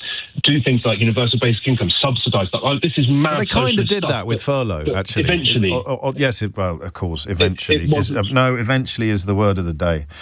And of course, eventually, or not at all. That's the most extraordinary thing about this. Well, perhaps. I mean, 2020 hindsight is a wonderful thing. Perhaps the most extraordinary thing is political journalists claiming that they knew all along what was going on at Downing Street. They just couldn't be bothered to tell the rest of us. We were left to speculate and to wonder. 11:30 is the time. Dominic Ellis has your headlines. But before we cross to that, I should tell you that Nathan Gil, Nigel Farage's close friend and colleague, is about to be sentenced for taking bribes from a Kremlin crony, former leader of... I get confused. Was it UKIP? Was it the Brexit Party? Was it the New Lot? Anyway, the former leader of Team Farage in Wales is set to be sentenced in the High Court today, shortly, for accepting bribes from a Kremlin crony for parroting Kremlin talking points in the European Parliament, among other things. But I've said it before and I'll say it again. Just because you may have been parroting Kremlin talking points in the European Parliament in the same way that Nathan Gil did doesn't necessarily mean that you also accepted bribes from the Kremlin. Some people may have done it for entirely different reasons. Here's Dominic Ellis with your headlines. James O'Brien on LBC. 26 minutes to 12. Our top operative is at the Old Bailey, Caitlin Parr, where they are currently enjoying what is, bizarrely enough, known as a lock-in, but not in the way that you and I may have enjoyed over the years. It would be, A, a little bit early for that, and B, a little bit odd. But the pre-sentencing remarks that the judge will be making in the case of Nigel Farage's close friend, former colleague and representative in Wales until very recently, who's set to be sentenced for taking bribes from a Kremlin stooge, will almost certainly happen on our watch, and we will hear from Caitlin as soon as it has. I would add that just because quite a lot of people in Farage's circle, including Farage, have made statements in the European Parliament that appear to be sympathetic to Kremlin talking points, is by no means proof or even evidence, or God forbid, even a suggestion that anybody else may have taken bribes from the Kremlin stooge responsible for bribing Nathan Gil. It's perfectly possible that British politicians were defending and championing Russian interests in the European Parliament for completely different reasons. And perhaps one day we could have a little think about what those reasons might be. Perhaps you could even ask the people who were doing it. People who have, of course, described Vladimir Putin in one case as the politician, the most admirable, the politician they admire most. And then, in equally characteristic fashion, try to lie about it afterwards. 25 minutes after 12. And I mention that because you'd think, if we were asking today, what do we learn from the COVID inquiry, that the answer would be, let's not put any more liars in power. Give me... If this is the choice, give me an honest incompetent over a dishonest incompetent. The problem is that the liars are so good at lying, they end up persuading enough people that they're not incompetent until something like COVID comes along. So what's the biggest lesson we could take from this COVID inquiry? As a country, answer, let's not put anybody else in Downing Street whose only qualification is the approval and sycophancy of right-wing media owners. Let's not put proven liars in Downing Street just in case something serious happens. Do you think we've learned that lesson? Well, then I've got a bridge to sell you, because Nigel Farage is, of course, currently leading in the opinion polls. But we're not talking about that today. Just a quick correction. As Wayne said, it's hard to remember exactly what happened and when. When I said it started on the 16th of March, I was wrong. That's when Boris Johnson said, now is the time for everyone to stop non-essential contact and travel. But he didn't actually introduce the lockdown. 3 days later, he claimed that the tide of coronavirus could be turned in 12 weeks. And then 4 days after that, he announced the first lockdown. That's when he ordered us all to stay at home. As Wayne just reminded us, some businesses, including this one actually, had already gone further than the government required them to go, because happily they weren't the only source of information available, and people could see the writing on the wall from very, very far away, even as the government tried to do a Robert Jenrick on it and paint over the writing on the wall in the way that he instructed people to paint over cartoons in a processing facility for unaccompanied child asylum seekers. Oh, it's one of those days, isn't it? Every rock we look under has got 30 more rocks under it. And I do think almost all of this is linked. The denigration of objectivity, the attack upon truth, the removal of integrity from public office that was signalled, that was ushered in during this period of British history, is far from over. We have not recovered from it. So it was the 23rd of March when the lockdown started, but it was, days before that the situation became critical, according to the inquiry that was published yesterday. 12th of March, the situation was little short of calamitous. Johnson did nothing until the 16th, and then he didn't do enough. On the 19th, he was blowing smoke up the fundament of the idea that the tide could be turned within 12 weeks, and then events on the 23rd caught up with him. In other words, he could only make the difficult decision when it had become impossible to postpone it for any longer, and perhaps 23,000 people were dead. Unnecessarily. Wow. How did it happen? What is your biggest takeaway? What's the point that still sticks most in your craw? Melissa is in Manchester. Melissa, what would you like to say? Oh, hi, James. Hello, Melissa.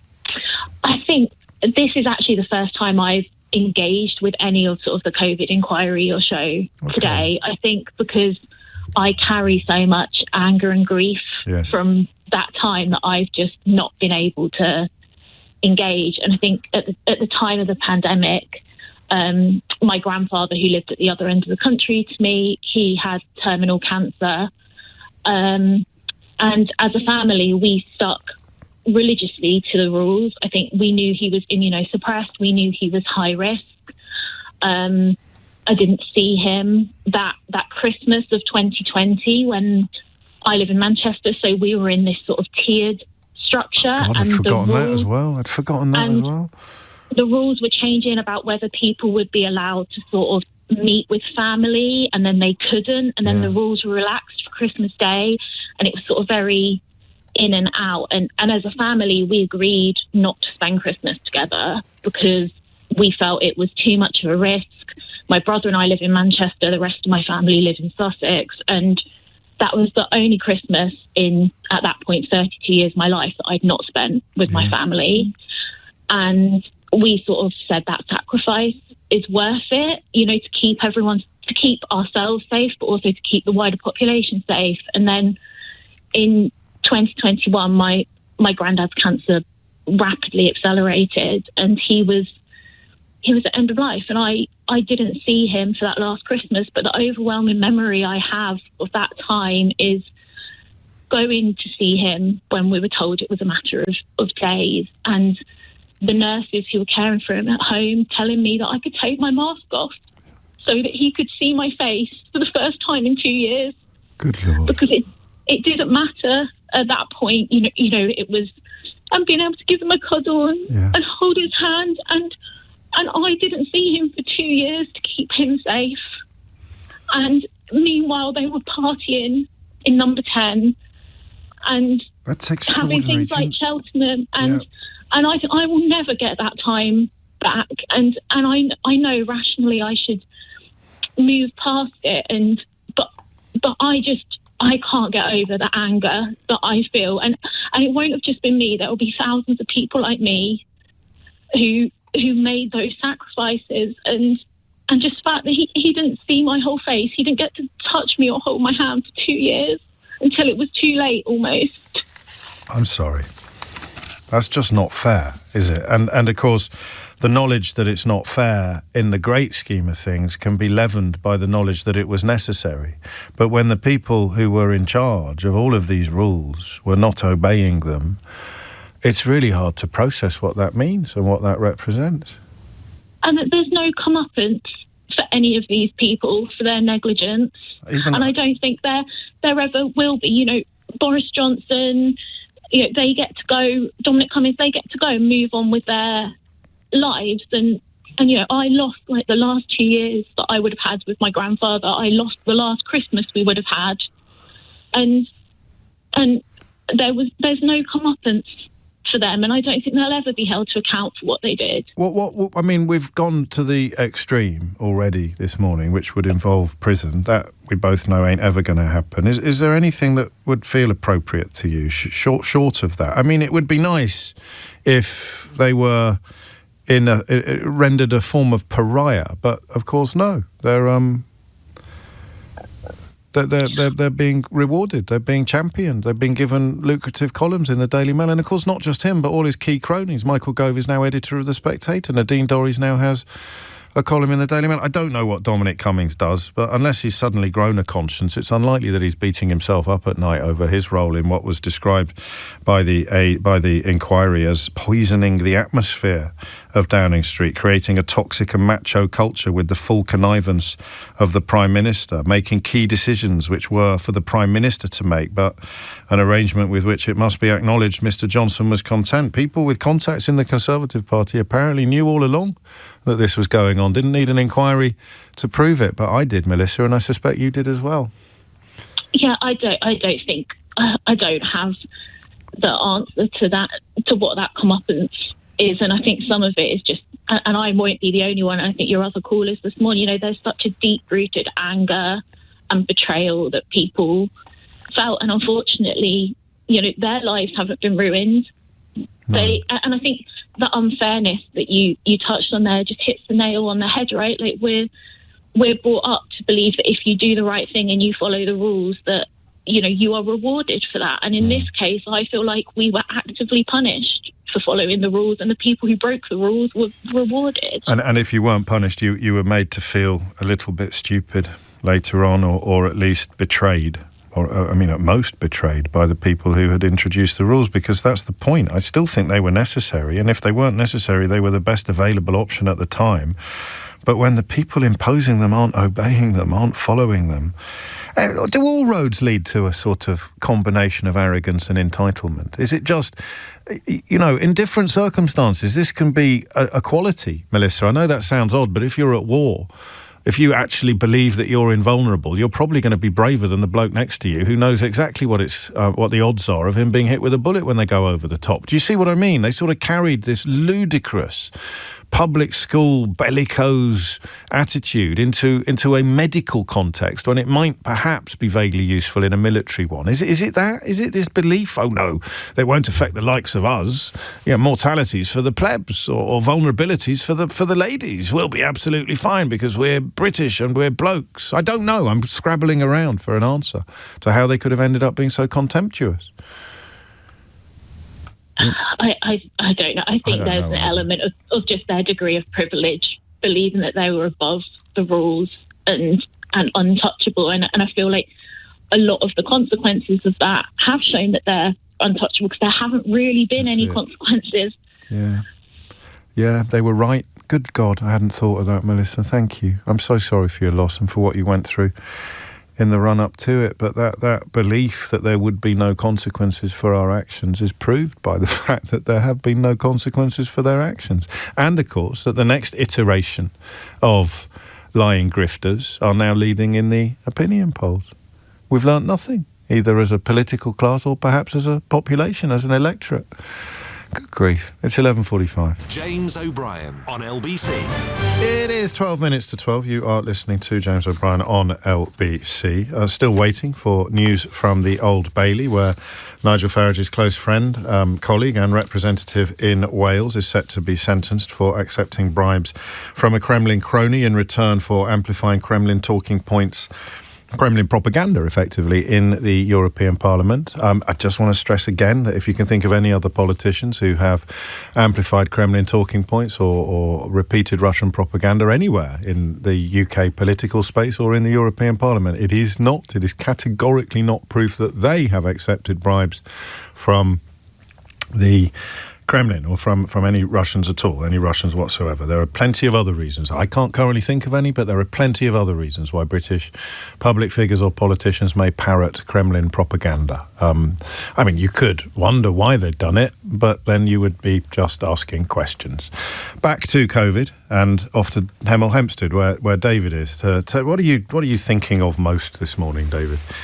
Hi, James. Right. I feel almost bad calling in now after listening to your previous call. Don't. My story doesn't compare anywhere. No, but that's the point. That's the point of the inquiry, actually, is that it tracks the 23,000 lives that may not have been lost, but it also reminds us that the toxic culture, the appalling decision-making, the confusing messages reached into every corner of our shared existence. And I'm very keen to hear about the other corners as well, so don't beat yourself up. Okay. Well, just to give you a bit of background to me, I run a family business. In the main, we supply to restaurants, pubs, hotels, coffee shops with catering disposals, but we also supply into some of the medical sector by way of nursing homes, doctor surgeries, dentists, that kind of thing. So as a business, we carry quite a bit of stock of PPE, be it latex gloves, aprons, alcohol sanitizer, face masks, that kind of thing. And obviously we saw what was happening in Italy earlier on, and started to, make moves to try and get some stock in to cover our customers because we didn't know what was going to happen. So we got stock in, and then obviously everything happened and everything stopped.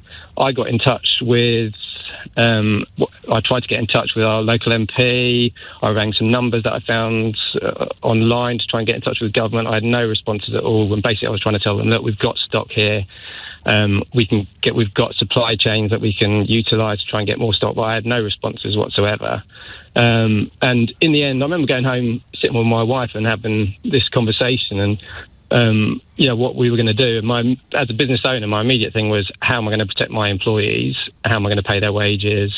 All that kind of thing. And then people started to talk about the furlough thing, so that gave me a little bit of reassurance. And then we decided as a family and as a business, we were going to donate the stock that we had. So we went out and donated it to local hospital up in Stoke Mandeville, to Thames Valley Air Ambulance. Wow. We also put our thing on Facebook and had sort of home care assistants come, and we would deliver latex gloves and aprons to their doors. And at that time, that was thousands of pounds worth of goods to us. But in the real world at that time, it was probably 5-10 times that value if I wanted to go out and make money off it. But it just wasn't the thing to do. We wanted to do the right thing. And there are people on the phone to their friends in government asking to get put on this VIP lane despite having had absolutely no experience of supplying the sort of products that you were in the business of supplying. Exactly that. That's insane. It's insane. It doesn't bear... Oh, sorry, carry on. Yeah, but the thing that sticks in my throat, and this is the hardest part for me, is feeling like, a bit like your previous caller, doing all the right things and thinking that if you do the right things in life, you'll be rewarded and looked after. Yeah. We've always worked so hard as a family. We did what we felt was the right thing at that time. And then because being a director of that business, I didn't get a penny. And I don't know how we got through it financially as a family, to be quite honest with you, because we were lucky we just had some savings that we did. Not all directors are rich and, of course. We worked really, really hard, and it just felt like the government kind of stuck two fingers up at us. Well, they did at you. Right now. And of course, they rolled a red carpet out for other people. So some names will spring to mind very readily. I remember Carol Vorderman saying to me not long ago, I think after the lockdowns had ended. Of course, COVID has not ended. This is, again, something that perhaps the country needs to be reminded of a little bit more robustly than it currently is. But the idea of responding to a national crisis in the way that you did is what most of us, or at least a lot of us, thought everybody did. You thought, right, there's a national crisis, let's put our shoulder to the wheel. In your case, at a cost, a potentially large, huge financial cost or sacrifice. But what we learned very quickly, and what we're still learning the full extent of now, was that a lot of people saw pound signs. A lot of people saw the tragedy on the horizon and actually asked themselves, how can I make money out of this? And then got on the phone to their friends in government, the VIP lane, and succeeded. Yeah, it's unbelievable. It really is, isn't it? But that makes us sound like mugs, David. We're mugs. We are. Just sitting here going, I thought everybody would do the decent thing. Yeah, right. You're never going to end up with a yacht if that's how you think, David. I know. But well done, and thank you. Do you want to mention the company? I don't know if you benefit from public kind of custom. The company's KLS. We're a family business based in Pitstone. We supply to central London and the home counties, to all restaurants, pubs. Get in touch, please. I'd love your business. There you go. We're still struggling now. Yes, well, help David sort of, rebuild the bit. Well, he's obviously rebuilt the business, but a little bit of extra help never goes amiss. 11:54 is the time. You're listening to James O'Brien on LBC. Awful. A lot of responses to this today. I'm trying to find something negative, but considering that we often enjoy the negative messages to the programme even more than the positive ones, I am truly struggling today. Obviously, if you had been listening to a programme throughout this period that was soft towards, warm towards, forgiving, sympathetic, any of those things towards Boris Johnson, then you'd probably be listening to a very different programme now. But a lot of you deeply offended by the idea of questioning whether the inquiry was necessary or whether the £200 million sum was justified. When you think about how much money was made in profits by some of the people David and I were just thinking of and alluding to, some of the people who walked away with absolute fortunes, often for providing equipment that wasn't fit for purpose. The idea that you would be relatively quiet about that, but very, very noisy about the cost of the inquiry would be funny if it wasn't so horrible. Richard's in Upminster. Richard, what would you like to say? Oh, morning, James. Hello, yeah, look, I've got my own story like many of the other great callers, but I sort of wanted to pick up on what you said earlier about, you were talking about the empire and the nature of society. Now, what is it that we have allowed these people to get into the system? And I used to think, like, I don't want to live in a society that's run by what I call entitled amateurs who think just because you've got a degree in PPE from Oxford that somehow entitles you to be the Prime Minister. I mean, it shouldn't be the only thing that entitles you to be Prime Minister. And exactly. I mean, I don't know what people think of as the best Prime Minister, but if we were to pick Margaret Thatcher, then she's got a degree in chemistry from Oxford, which you could argue equips you even less to be Prime Minister. But I don't think the degree is the point. Exactly. I've probably got a better degree than that. But my point is that I think what's going on here, and it can link with COVID, it can link with the post office, it can link with Nathan Gil, it can relate to everything.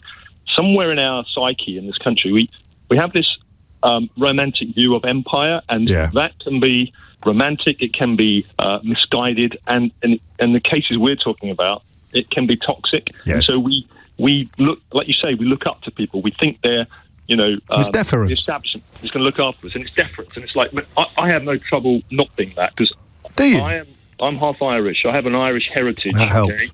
And I've kind of seen it from when I was a kid, like the way my uncles and my grandparents were treated.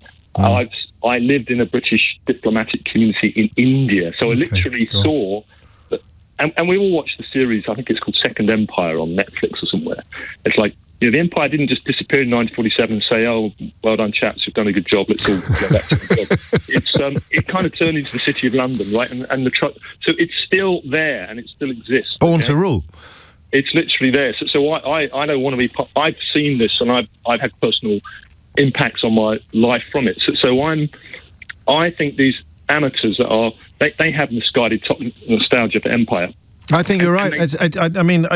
Well, you say you've been impacted by it. I think everybody's been impacted by it. You've just got the perspective and the experiences to recognise that you've been impacted by it. But seriously, I'd said it at the top of the show. If you have been trained at the kind of school I went to, less so in the case of my school, oddly, because it was Catholic and monastic, which opens up a whole heap of other problems. But if you've gone to a more traditional English boarding school, English public school, then you have been trained to rule. You have been inculcated with the idea, A, that the advantages you enjoy are not a consequence of luck, they're a consequence of fate or a consequence of meritocracy. The rich man in his castle, the poor man at his gate, God made them high and lowly and ordered their estate.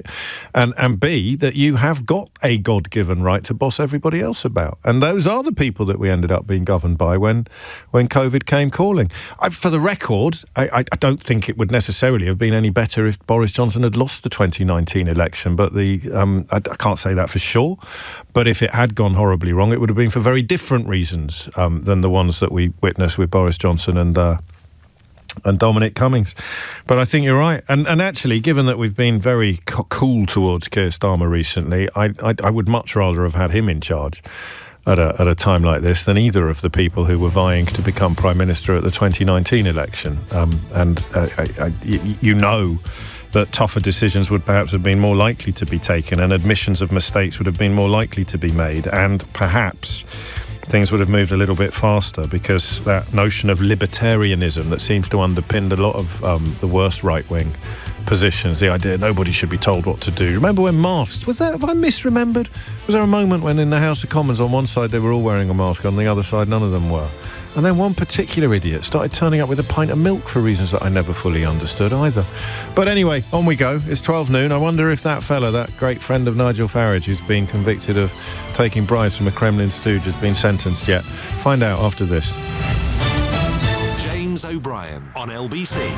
It is 3 minutes after 12, and we're going to move on from the COVID inquiry report, for now at least. I can't quite imagine circumstances in which you wouldn't want to pick over the bones of it in pursuit of better understanding of how such an appalling scenario could have been visited upon us. Special mention to the Daily Mail today, who managed to dedicate their front page and much of page 2 to the findings, while absolutely minimising the role played by their star columnist Boris Johnson. So it describes the wrong decisions being taken, the consequences of those wrong decisions, the young lives that were blighted by many of the decisions, and doesn't really mention until halfway down the 7th or 8th paragraph that Boris Johnson quotes, should have appreciated sooner that this was an emergency that required prime ministerial leadership. So again, I suppose, if you were relying upon the Daily Mail for your understanding of the world, you might be signing up to this entirely laughable idea that the inquiry was both too expensive and or unnecessary. I would have thought nobody more than the Daily Mail editor needs to know exactly what happens, because if he had an ounce of integrity, he'd then conclude that they couldn't possibly countenance the continuing employment of the man responsible for all of the wrong decisions, all of the delays, all of the mixed messaging, all of the mistakes, all of the disasters, and therefore all of the consequences. But the chances of him not still being the Daily Mail star columnist this time tomorrow are extremely slim. Complete change of pace now, right? And again, listen, come here a minute. I don't think AI is ever going to be one of those subjects about which I know as much as you. Who was I with the other night? And I was saying I really don't want to be... I was chatting to someone about influencers, and about the first time we had a YouTuber in the studio, and my utter and sincere bafflement as to what on earth was going on. I think we're going back about 15 years. We're going back a very long time. And I just sensed that the zeitgeist was getting away from me, and that there were people securing audiences that we would historically have associated only with traditional media platforms, mostly like TV and radio. That we were kind of seeing the old order shift, and that I didn't want to get left behind. So I tasked my producer with booking one of the more popular YouTubers. There were a bunch of them around at the time, and I didn't know what they did. My kids were still at the time a little bit too young to tell me, but I was aware that the world was changing. And so we got one into the studio, and at the end of the interview, and this very, very rarely happens, I wonder if you can think of any other examples where this has happened, either to me or to you when you've been listening to my interviews. But by the end of the interview, I was even more confused than I was at the beginning about what they actually did. So I make films of myself. And I said, well, what do you do in the films? He goes, well, nothing much, really. I said, do you sing? I must have sounded like a sort of ancient granddad. Do you sing? Do you tap dance? Do you share insight? The one I understood, oddly, was the people that film themselves playing video games and bantering a bit while they were doing so. But I've been into video games since I was 10. Absolutely amazed, completely unsurprised by the popularity of people watching other people play video games, usually much better than they can themselves. Have I told you that? I must have done. I've told you everything. I've got no secrets. There'll be no point you buying my autobiography, because you already know everything that's going to be in it.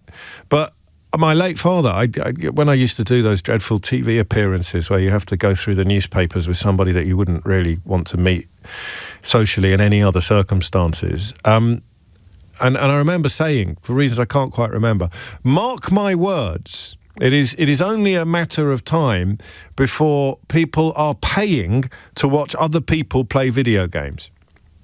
I explained that the technology was moving at such a pace that they would soon become spectator sports. And I said it live on Sky News. And I rang my late father from the taxi on the way back home, and he was still chuckling at what an idiot I was. He said, tell me that one again, son. We're going to pay, are we, to watch people like you play video games? I said, not necessarily people like me, Dad. Although looking back, perhaps that would have been a more lucrative path to take. Not necessarily people like me, but I promise you that video games will become a spectator sport soon. Not like in generations from now, but years from now. And lo and behold, they have. So I understood that, but I didn't understand the fact. I said to him, well, what was your last film about? And he said, I was just going through a drawer. I said, what do you mean? He said, there's a drawer in my house that I hadn't opened for a while, and I'd forgotten what was in it. So I filmed myself going through the drawer, and it got 7 gazillion views. And I remember thinking, gosh, I'm more confused now than I was at the beginning of this interview. But then afterwards, I thought about comedy. And if Peter Kay can turn garlic bread into comedy gold, then why shouldn't a charismatic communicator be able to turn the contents of his kitchen drawer into highly engaging content? And I kind of found myself in the immediate aftermath of the interview watching a little bit more of this stuff and understanding a little bit more of it. And now I get it. There's also a reason why magazines have been overtaken by technology in a way that books haven't. And this was explained to me the other night by a very, very clever woman who used to work in magazines, used to publish big magazines. And we were talking about ebooks, e-readers, and the fact that they hadn't destroyed paper in the way that many people thought they were going to when they first appeared on the scene. But they have taken huge bites out of the paper magazine market. And, of course, there's a massive difference between magazines and books. And that a magazine contains a lot of content that is enhanced by video. It's actually enhanced by, for example, being able to see the interview unfolding physically, to see the interview on screen. You will probably rather watch it than read it. It's a lot easier to watch it than read it. So the reason why print versions of magazines have seen their circulation plummet, while the books market has been nowhere near as affected by e-readers and Kindles and the rest of it, was actually really obvious. And it was right in front of me. But until this woman explained it to me, I hadn't seen it for myself. And it was in that conversation that I found myself saying, I really don't want to be one of those media people, one of those radio blokes who almost celebrates his own ignorance when it comes to technology.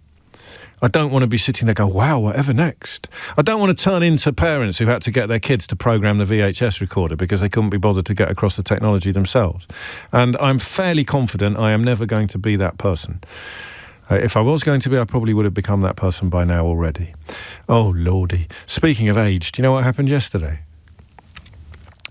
Talk about snatching defeat from the jaws of victory. So one of the bosses came up to me yesterday and said, I've got some good news. I said, good Lord, more? When will it end? He said, your programme is now more popular than BBC Radio 4 among 30 to 54-year-olds. That's absolutely extraordinary. If you think about the resources and the background that goes into a BBC Radio 4 schedule, and here it's just me, Eleanor, Rebecca and Keith. That's it. And Keith's part-time, so is Rebecca. It's extraordinary. They work on other shows. Shouldn't be allowed. And we are now more popular across I think it's across the country. It might just be in London, but I think it's nationally than BBC Radio 4. So I that's good. And then I thought, I wonder how do we... I mean, that's quite old. 30 to 54. I'm 54 in January. Somewhere in my mind, when he said 30 to 54-year-olds, there's a little bit of me as thinking, that's old. As if I'm 24 or 25. I've only got another 6 weeks of not being outside the category. Oh, no, I'd have a year and a bit, wouldn't I? Because I'd be 54. But anyway, that is how you manage to find a cloud with every silver lining. But I'm not like that with AI, because you keep educating me. And although I am not yet a great user of it, and I may never be, because of the way that my brain works, I find it absolutely fascinating, and I love the hours that we spend together marking the progress that is underway, marking the change, the speed of change. So the last time we talked about AI, it was in the context of the bubble that is set to burst. And what, of course, we needed to understand was that doesn't mean AI isn't going to be huge and world-changing, but it means that not all of the money currently being invested or bet upon AI being huge and world-changing will actually yield returns. Because if you think of the dot-com boom, nobody looks back on the dot-com boom and sees it as proof that the internet never caught on.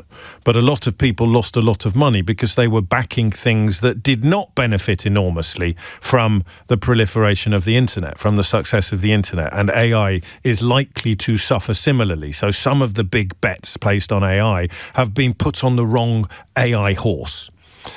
I'm unlikely to get invited to deliver a TED talk on this subject following that particular metaphor, but I'm sticking with it. I am, however, an author. I should mention it more. Did you know I wrote books? Anyway, I do. Best-selling books. And I'm currently untroubled by the thought of AI, despite the fact that one of my books appears on that list that you can search for books that AI has absorbed. What's the word I want? Filleted? There's a lovely word I want, isn't there, to describe what AI has done to my book. It sort of sucked the marrow out of it and uses the contents of one of my books to frame its answer. Cannibalized was the word I was looking for. Honestly, do I have to do everything myself?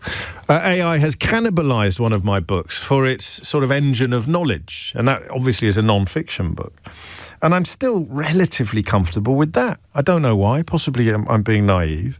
But when I read this morning that more than half of published novelists in the UK believe artificial intelligence could eventually replace their work entirely, I sat up and took notice. The report has been published by the University of Cambridge. The study was conducted for the university's absolutely splendidly named Minderoo Centre for Technology and Democracy, possibly Minderoo, but I think Minderoo, suggests, and it suggests widespread unease about the speed and scale of AI's advance into the literary world. 258 published novelists, 74 industry figures, including editors and agents, and just over half of the novelists said AI was likely to end up entirely replacing their works. Wow. Harvested's good, assimilated's good, but I prefer cannibalized. And I want you to tell me whether they're right or wrong, because you know more about AI than I do, and while I am not a performatively ignorant radio presenter celebrating and reveling in the fact that I don't understand a technological issue, I don't understand it as well as you do. And perhaps you could also tell me whether or not I'm right to think that certain types of non-fiction books, brackets, the type that I write, close brackets, are going to be okay. Because a bit like this job, I think personality is going to matter for a little bit longer than some of the other attributes of the mediums, the various media that we're discussing. So the one thing I think that insulates me from AI is, for now at least, probably the non sequiturs and the segues and the mad distractions and the forgetting. I know you can train AI to pretend that it's forgotten things, but it will never quite land in the same way as the real thing. What was I talking about? Oh, yeah. It will never land in quite the same way as the real thing. But I'm fascinated by novels. And here's what you can do. You don't need to be an AI expert on this. You just need to love books. I've been thinking about... I hesitate to say this because I'm going to include some of my very, very favourite authors in this. But the more formulaic a book is, then surely the easier it would be to train our AI to write one. So the plot, for example, of Westerns is the plot of Lee Charles' Jack Reacher novels. The hero, the lone hero, the solo hero with no baggage, no connections, arrives in a town where epic corruption is underway, and he cleans up that town, right? And he cleans up that town in a variety of ways, always including epic violence. Epic, balletic, operatic violence. And yet the plot of every book he writes, and this is not a criticism because I love them and I've read some of them twice, is that. In the same way that the plot of many, many Westerns is that. A gunslinger arrives in town, the town is dominated and controlled by corrupt characters, and he cleans up this town. Jack Reacher does it in 21st century America. 20th century America. John Wayne does it in 20th century Wild West. Who can tell me why they are sure that AI will or will not replace novelists? And talking of formulaic, it's romance novelists who think they are most at risk, because that is arguably even more formulaic. Boy meets girl, girl not impressed by boy, boy does something, girl impressed by boy, girl and boy run off into the sunset together. There you go, that's all romance novels for you, except the ones that end like Romeo and Juliet, no spoilers. So, this is the one way into it. 0345 6060 973. Straight up, drawing on whatever knowledge you've got or experience, will AI replace novelists? Most novelists, yes or no? 0345 6060 973. Chris points out that was also the plot of every episode of the A-Team. I think AI could probably write episodes of the A-Team. If not already, then very, very soon, because you would just... Anyway, you use it more than I do, so you will be able to tell me whether or not you think this is going to happen. Hit the numbers now, you will get through. And remember, we've done 2 hours of very, very heavy conversations about the COVID inquiry. So the average position will be not necessarily to jump to the phones quite as quickly as you would normally at 12 o'clock on a Friday. So let me encourage you to jump now, leap. Especially if you are listening to this thinking, do you know what, I can't quite believe it, but I've got something interesting to say. About a third of novelists say they already use AI, but that's fine because you put in things like, when were the crypts under Paris built, or when were the the Knights Templar Institute. You see what I mean? You're just doing it by way of research. You're not getting it to write the novel for you.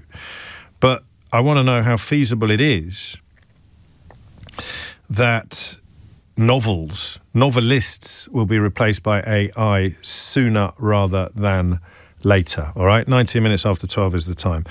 And I think, as is our tradition now on this programme, we should also throw our net out for what is AI already doing.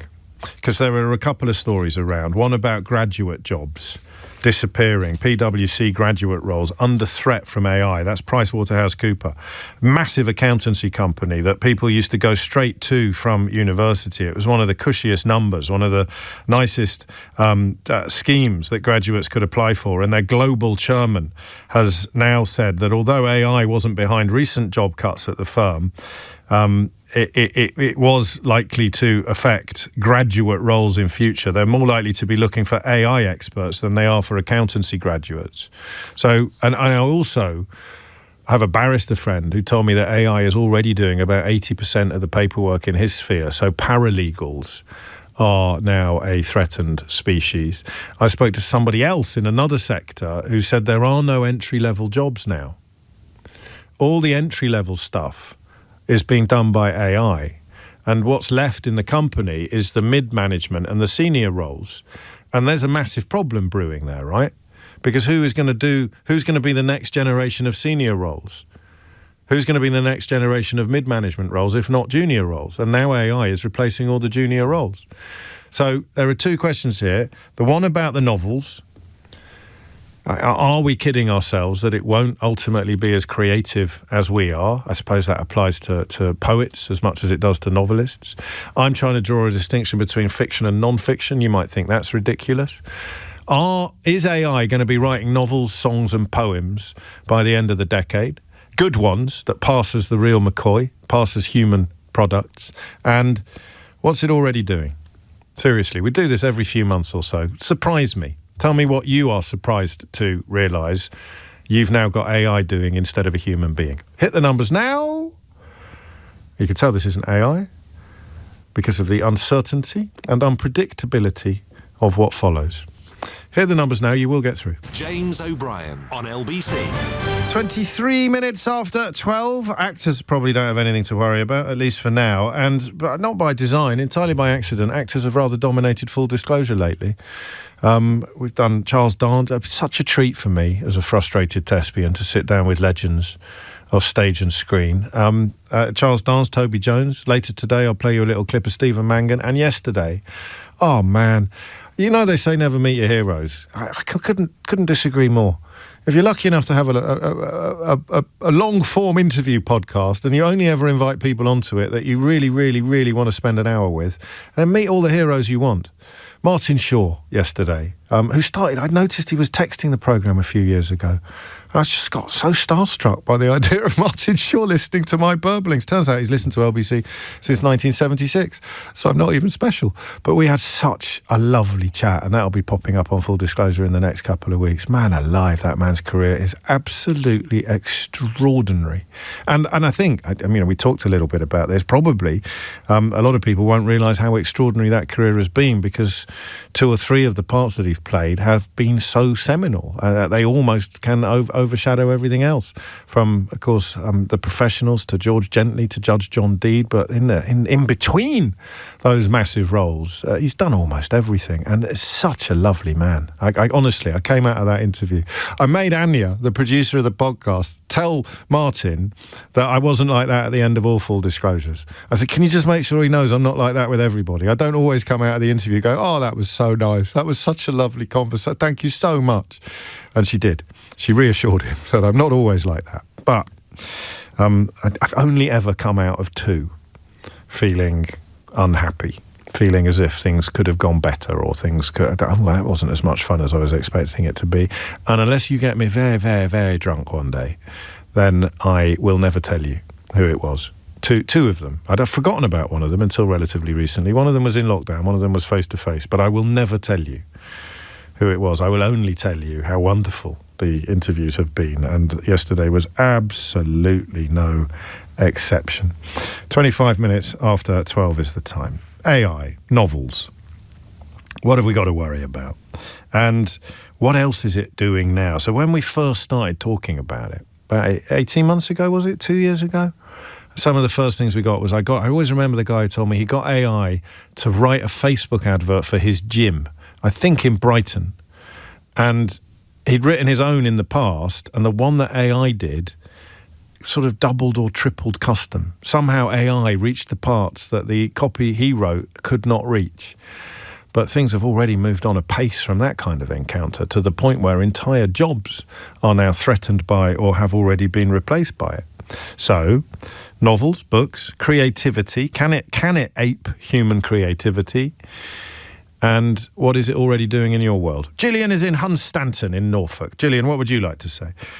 Well, I'm really hoping that it doesn't overtake novelists, but I don't feel that threatened. But I'm a novelist.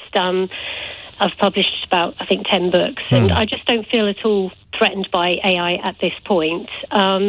And it's mainly, I mean, I had a little bit of a crisis about it when it first started getting good. But I really feel that when I read a book, it's that human-to-human connection. I feel a connection with the author that, you know, they don't have to even be alive. It's a mind that works in a similar way to your own, and you can feel that through the words.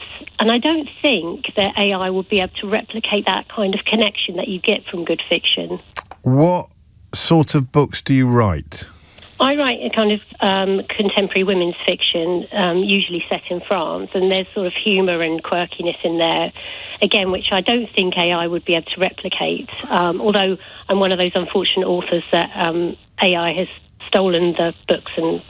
What's it done with them? What's it done with them? When you say stolen, what do you mean? Well, I think many books have now been fed to AI to train it, and taken from illegal piracy sites in order to do that. Yeah. But I do feel that you can feel... I mean, I've used AI. I've had a little play about with AI, like everyone else, I think, and there's an emptiness behind what it's very good at kind of painting this beautiful picture, but when you actually look a little closer, it's almost performative in a way that you can see through. Yeah, but that's just for now, isn't it? Isn't it? I mean, I wonder if you're clinging to hope here rather than actually reflecting reality, because if you think about how much better it's got already, then if it were to inhale 1,000 books from a genre, 10,000, every book ever written in a genre, and then we instructed it, or every book ever written by an author. So you say you've written about 10, Lee Child's written about 30. I don't know what the figure would be at which we began to go, well, they probably can knock something out that would be 80% of what the real McCoy would be. I think they could write something that would fool some people. Yeah? But not you. Well, you never know. You never know. I like to think that I can feel the beating heart through a novel, and that, yeah, I do too, actually. Yeah, and I also think that when you, when I'm writing, say a chapter, and I might go out in the middle of it, get a coffee, something happens, and it might be that thing will end up in the book in some way, or it might affect my mood. I'll go home and write a different chapter slightly from what I thought I would. And I just don't think AI can keep up with that, because there's so many things that are influencing our subconscious all the time.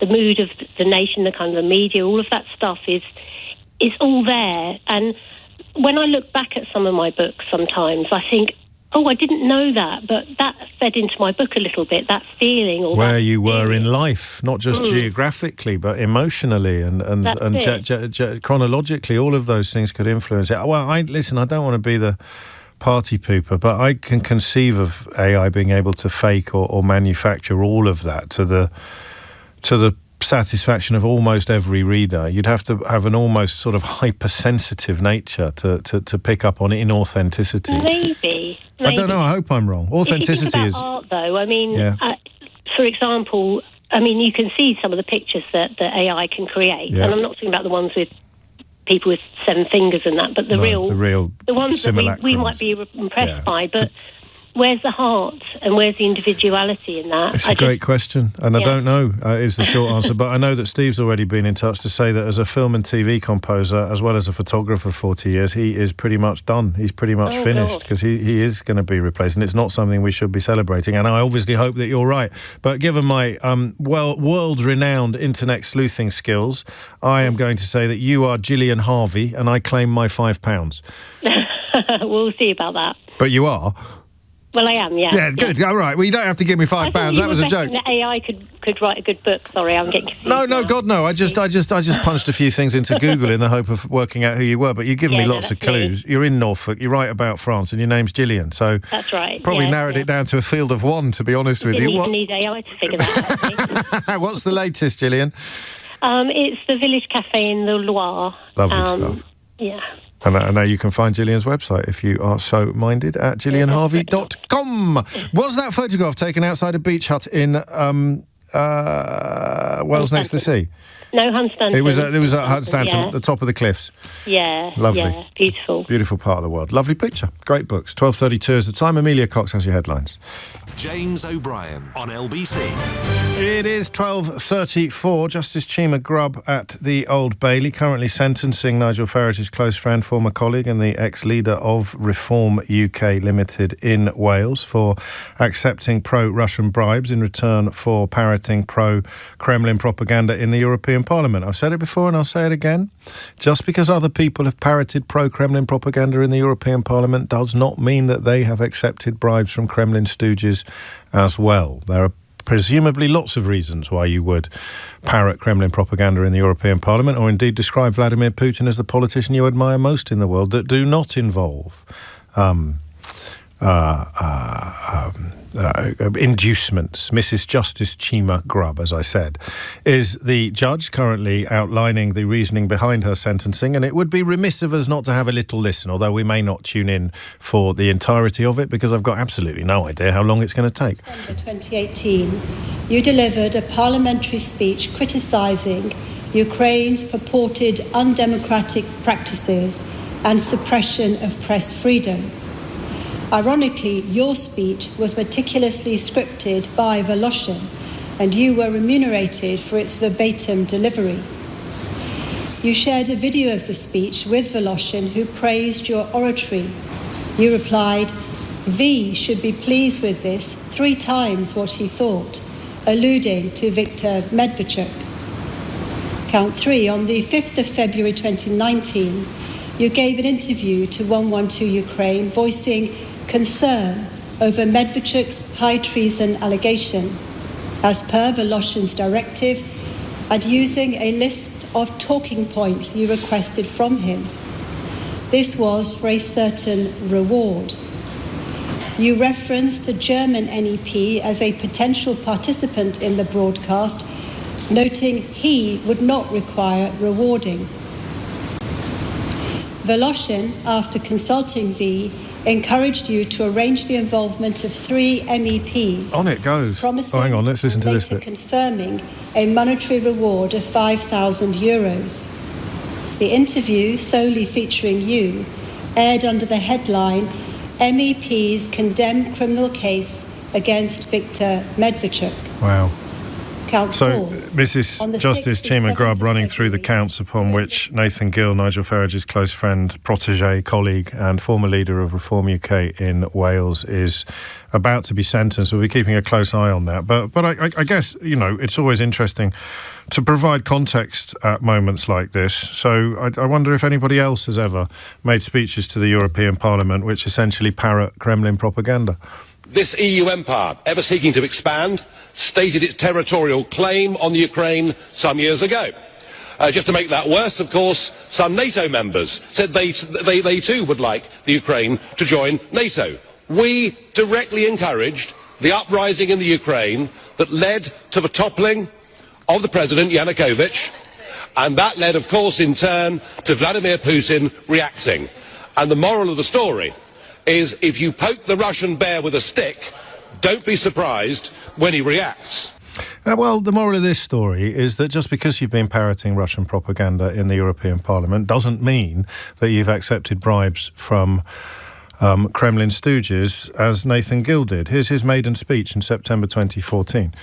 The first attempt led to the overthrow of the democratically elected pro-Russian president and the current civil war which we have now in the Ukraine. With Putin up in his rhetoric, where is this going to end? The Ukraine is a buffer zone between NATO and Russia. The EU is taking away this buffer zone, potentially putting NATO tanks on the border with Russia. What you are doing today is throwing petrol onto the bonfire that the EU lit. Putin is not the biggest threat to our civilization. The biggest threat is Muslim extremists. This is for political reasons, and poking the Russian bear is very dangerous. For this reason, UKIP voted against this agreement. Poking the Russian bear. That seemed, did it just me, or did that pop up in both of those little excerpts? I presume you could use AI, could you? You could use ChatGPT to find examples of UK politicians, British political figures parroting Russian propaganda in the European Parliament, or indeed elsewhere, of course, because although Nathan Gil there only went as far as saying that Vladimir Putin isn't the biggest threat to the West, some of his friends, colleagues, bosses, party leaders have, of course, historically gone much further and then tried to lie about it. I don't admire Putin. What I said was he'd outwitted and outclassed you all over Syria. I also said I didn't like him as a human being and I wouldn't want to live in Russia. I'm not asking, but what I want us to do, let's not meddle. Let's not meddle. Hang on, just before you go on, you did actually say you admired him. As an operator, not as a human being. The question was, which current world leader do you most admire? As an operator, I would say Putin. Yes, I just lied. I'm so sorry, says Nigel Farage. Never. But you hear how he lies. He just tries to gloss over even David Dimbleby. Just tries to gish gallop, I think is the phrase I've heard recently, to describe the idea of not letting the person telling the truth point out that you're not telling the truth. I wonder which members of UKIP, Reform UK, the Brexit Party, whatever it's calling itself this week, were telling the truth when they claimed that they had little or no idea who Nathan Gil is or was. But in particular, it's a big victory for Nathan Gil, our leader in Wales, an honest, decent, honourable man who's been loyal to me and the party at all times. Nathan, you've led UKIP Wales into this, and well done you. Well done, you, who is about to be sentenced for accepting bribes from a Kremlin stooge in return for parroting Kremlin propaganda in the European Parliament. But as I keep reminding you, just because you are in the business of parroting Kremlin propaganda does not mean that you have also been receiving bribes from the Kremlin stooge in this case, or indeed in any other. But speaking of parroting Kremlin propaganda and indeed lying, look who's back. The ever eastward expansion of NATO and the European Union was giving this man a reason to his Russian people to say they're coming for us again and to go to war. But you were echoing him. Sorry? You were echoing him. That's what Putin says. No. Sorry, I've been saying this actually since the 1990s. Ever since the fall of the wall. But hang on a second. We've provoked this war. It's, of course it's his fault. He's used what we've done as an excuse. But we provoked the invasion of Ukraine. Yes, and very interestingly, once again, 10 years ago when I predicted this, by the way, I'm the only person in British politics that predicted what would happen. And of course, Everyone said I was a pariah for daring to suggest it. George Robertson, former Labour cabinet minister, who went on to become the Secretary-General of NATO, has in the last couple of weeks said the war is a direct result of EU expansionism. Robertson later said categorically that the EU was not at fault and described Farage's presumably deliberate misinterpretation of his statement as parroting the Kremlin line. But remember, parroting the Kremlin line is not proof that you've taken bribes from the Kremlin or anybody associated with it, even though Nathan Gil, Nigel Farage's close friend, former colleague and party leader in Wales, is about to be sentenced for taking bribes from a Kremlin stooge in return for parroting the Kremlin line in the European Parliament and elsewhere. And just for people who care about such things, because we were talking in the first 2 hours of the programme about what happens when you put liars in charge of the country, Farage there, just in the space of 3 or 4 short clips, lying about describing Vladimir Putin as the politician in the world he admires most, and lying about what George Robertson said with regard to Ukraine somehow, or the European Union somehow being responsible for Putin's invasion of Ukraine. But I'll say it again. Just because you're parroting Kremlin propaganda in British political discourse in the European Parliament, on the BBC or even on LBC, does not mean that you were taking bribes from the Kremlin or a Kremlin stooge. And in a moment we will probably hear what sentence Nigel Farage's close friend, former colleague, protégé and party leader in Wales has received for taking bribes from a Kremlin stooge for parroting Kremlin propaganda in the European Parliament. James O'Brien on LBC. Let's cross back to the Old Bailey, where Mrs Justice Chima Grubb is sentencing Nathan Gil. Without their knowledge of your financial motivation. Being careful to guard against double counting for any feature, nonetheless, these factors warrant a substantial upward adjustment, and justice necessitates consideration of consecutive terms amounting to a total of at least 16 years, exceeding the statutory maximum for a single offence before mitigation. There is scant personal mitigation. At 52 years of age, your previous unblemished character is of limited significance, as a clean record facilitates electoral success and thus the opportunity to perpetrate such offences. In character references, you are described as a loving family man of deep faith who has demonstrated selflessness in public and private in the past. I have considered the impact of custodial punishment on your children. I must also reflect the mitigating effect of the passage of time since the offending and delays not attributable to your conduct. Weighing all the mitigation, I reduce the sentence by 2 years.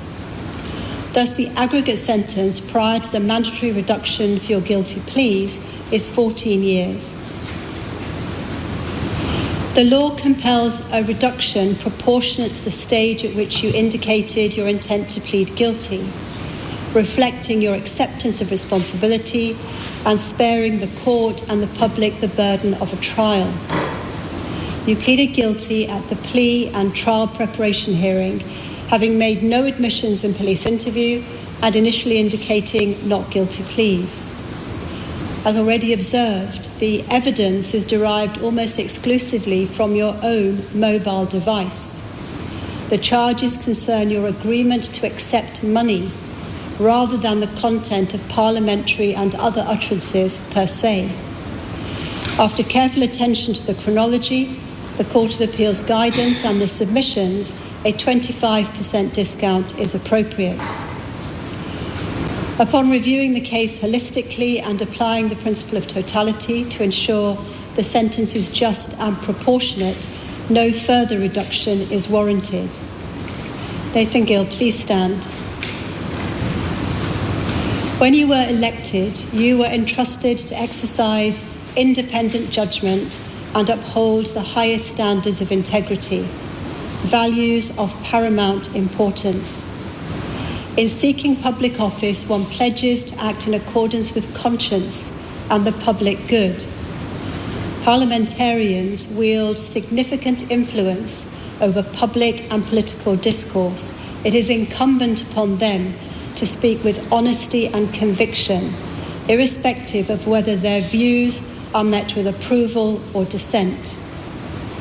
When you say what someone has paid you to say, you are not speaking with sincerity.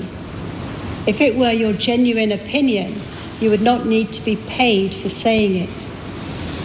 Whether or not you believed any of what you said at the behest of Voloshin and Medvedchuk, allowing money to corrupt your moral compass constitutes a grave betrayal of the trust vested in you by the electorate. Your misconduct has ramifications far beyond personal honour, which is now irretrievably damaged. It erodes public confidence in democracy. When politicians succumb to financial inducement, the public can no longer rely on the veracity of political debate, which may be tainted by disinformation. The enlisting of fellow representatives into this activity compounds the wrongdoing, undermining the mutual trust essential to the proper functioning of democratic institutions.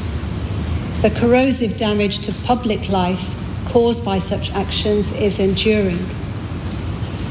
The court regards bribery as a malignancy at the heart of public life, one that impoverishes the national interest. Those entrusted with public leadership are required to adhere to the highest standards of probity. The law will respond to such breaches with stern punishment, both to mark society's condemnation and to deter others from similar transgressions. The sentence on count 2 is 5 years imprisonment. The sentence on all other counts except count 4 is 5 years concurrent. The sentence on count 4 is 5.5 years consecutive, making a total sentence of 10.5 years. You will be eligible for release on licence after serving half the term, and you must abide by the conditions of the licence until the full sentence is served. Please go down, Mr. Gil. And there it is, Mrs. Justice Chima Grubb sentencing Nathan Gil, the former leader of Nigel Farage's parties in Wales, to 10.5 years. And speaking of Nigel Farage... But in particular, it's a big victory for Nathan Gil, our leader in Wales, an honest, decent, honourable man who's been loyal to me and the party at all times. Nathan, you've led UKIP Wales into this, and well done, you. Oh, once more, because I can't quite believe my ears. But in particular, it's a big victory for Nathan Gil, our leader in Wales, an honest, decent, honourable man who's been loyal to me and the party at all times. Nathan, you've led UKIP Wales into this, and well done, you. And once again, we must stress that just because you are in the business of repeating Kremlin propaganda, Vladimir Putin talking points, and indeed expressing deep admiration for Vladimir Putin repeatedly and regularly in all manner of contexts, not just the European Parliament, but far beyond as well, is not evidence, proof, or anything similar of having accepted bribes yourself. There are other reasons why a British political figure may do all of those things that don't necessarily include bribes or inducements. I would love to know what they are, personally. But, hey, I can just ask questions. We've got a little bit of time left. My apologies to everyone waiting to talk to us about AI. There is, and I've said to you before, it's a very... subjective thing when somebody famous passes away. There's no rule that says you should mention this person but not that person. You can't mention everybody because, you know, you'd be doing an obituary almost every day. But like a lot of people of my age and outlook on life, well, this one really got me. Gary Mountfield, known to generations of Stone Roses fans as Manny, who passed away, it was announced yesterday, at 63. Not just, of course, of Stone Roses, but he went on to play bass for Primal Scream at a time when I don't think anybody would mind me suggesting they really needed an injection of something, and it came from Manny. One of those people in the world of show business about whom nobody appears to have a single bad word to say. And Stone Roses is one of those bands for me. One of those bands for me that just, you can't touch. You just can't touch them. So farewell to Manny, and hello to Stephen Mangan, who is my guest on this week's Full Disclosure. You will know him as an actor, but his journey to acting, and also he comes across as quite posh, right? Or he often seems quite middle class, anything but. From a very sort of humble Irish background, albeit that his parents were very aspirational and succeeded in their aspirations, it was far from an obvious course for him to go to RADA until tragedy struck. I really enjoyed this interview, and by complete coincidence, I'd watched Billy Elliot 2 nights previously with my youngest because she's studying film. And guess who pops up in Billy Elliot? I bet you didn't know he was in Billy Elliot. Spoiler alert, it was Stephen Mangan. It was September. I graduated that summer. Mum and I were alone having dinner for some reason. I don't know where Dad was that night. She said, give me a minute. She went out of the room. 10 minutes later, she hasn't come back. I found her doubled over in typical, sort of I'm not even going to show you I'm in pain. I'm going to go next door and face this agony. Turns out she had bowel cancer and she died 6 months later, age 45. I'm sorry. Yeah, well, it's horrendous. And her mum had been 47 when she died of cancer. Yeah, but I got to spend 6 months. I was at home. I had no real plans. So I put everything, I just put my life on hold and helped Dad out and looked after her for 6 months. And I'm really grateful I had that chance. To properly care for her. I mean, to really take her to all, cancer is a process, and there's all sorts of appointments and there's things to be done, as well as the kind of more emotional support. It shook your Catholicism, I think, or shook your faith. That was pretty. I'm not sure how. I mean, at one point, if I'd been born 100 years ago, I'd have become a priest. There's no question. That is showbiz for oldest son. Exactly. But yeah, you look at that and you think, there's a purpose behind that. That's a part of a plan. Really, was pretty hard to take. It was pretty hard to take, especially a mum, I think, who at 45, her children were just starting to leave school and university and had all sorts of plans. You must have been angry. I was angry. I was really confused. I think I didn't really know how to cope with it, to be honest. Now, how would you? I mean, the one thing it did do was make me go, okay, grandmother at 47, mum at 45, I'm now 22 or whatever I was. I'm definitely not going to be a lawyer. I'm definitely not going to do that.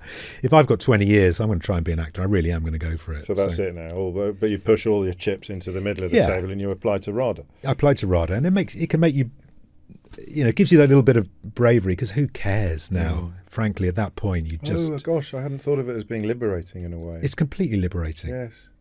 All that kind of, I'm throwing away a law degree from Cambridge. I have this education that I need to use, or fuck it. Fuck it. Just really. Yes. And if it doesn't work, who cares? Yes.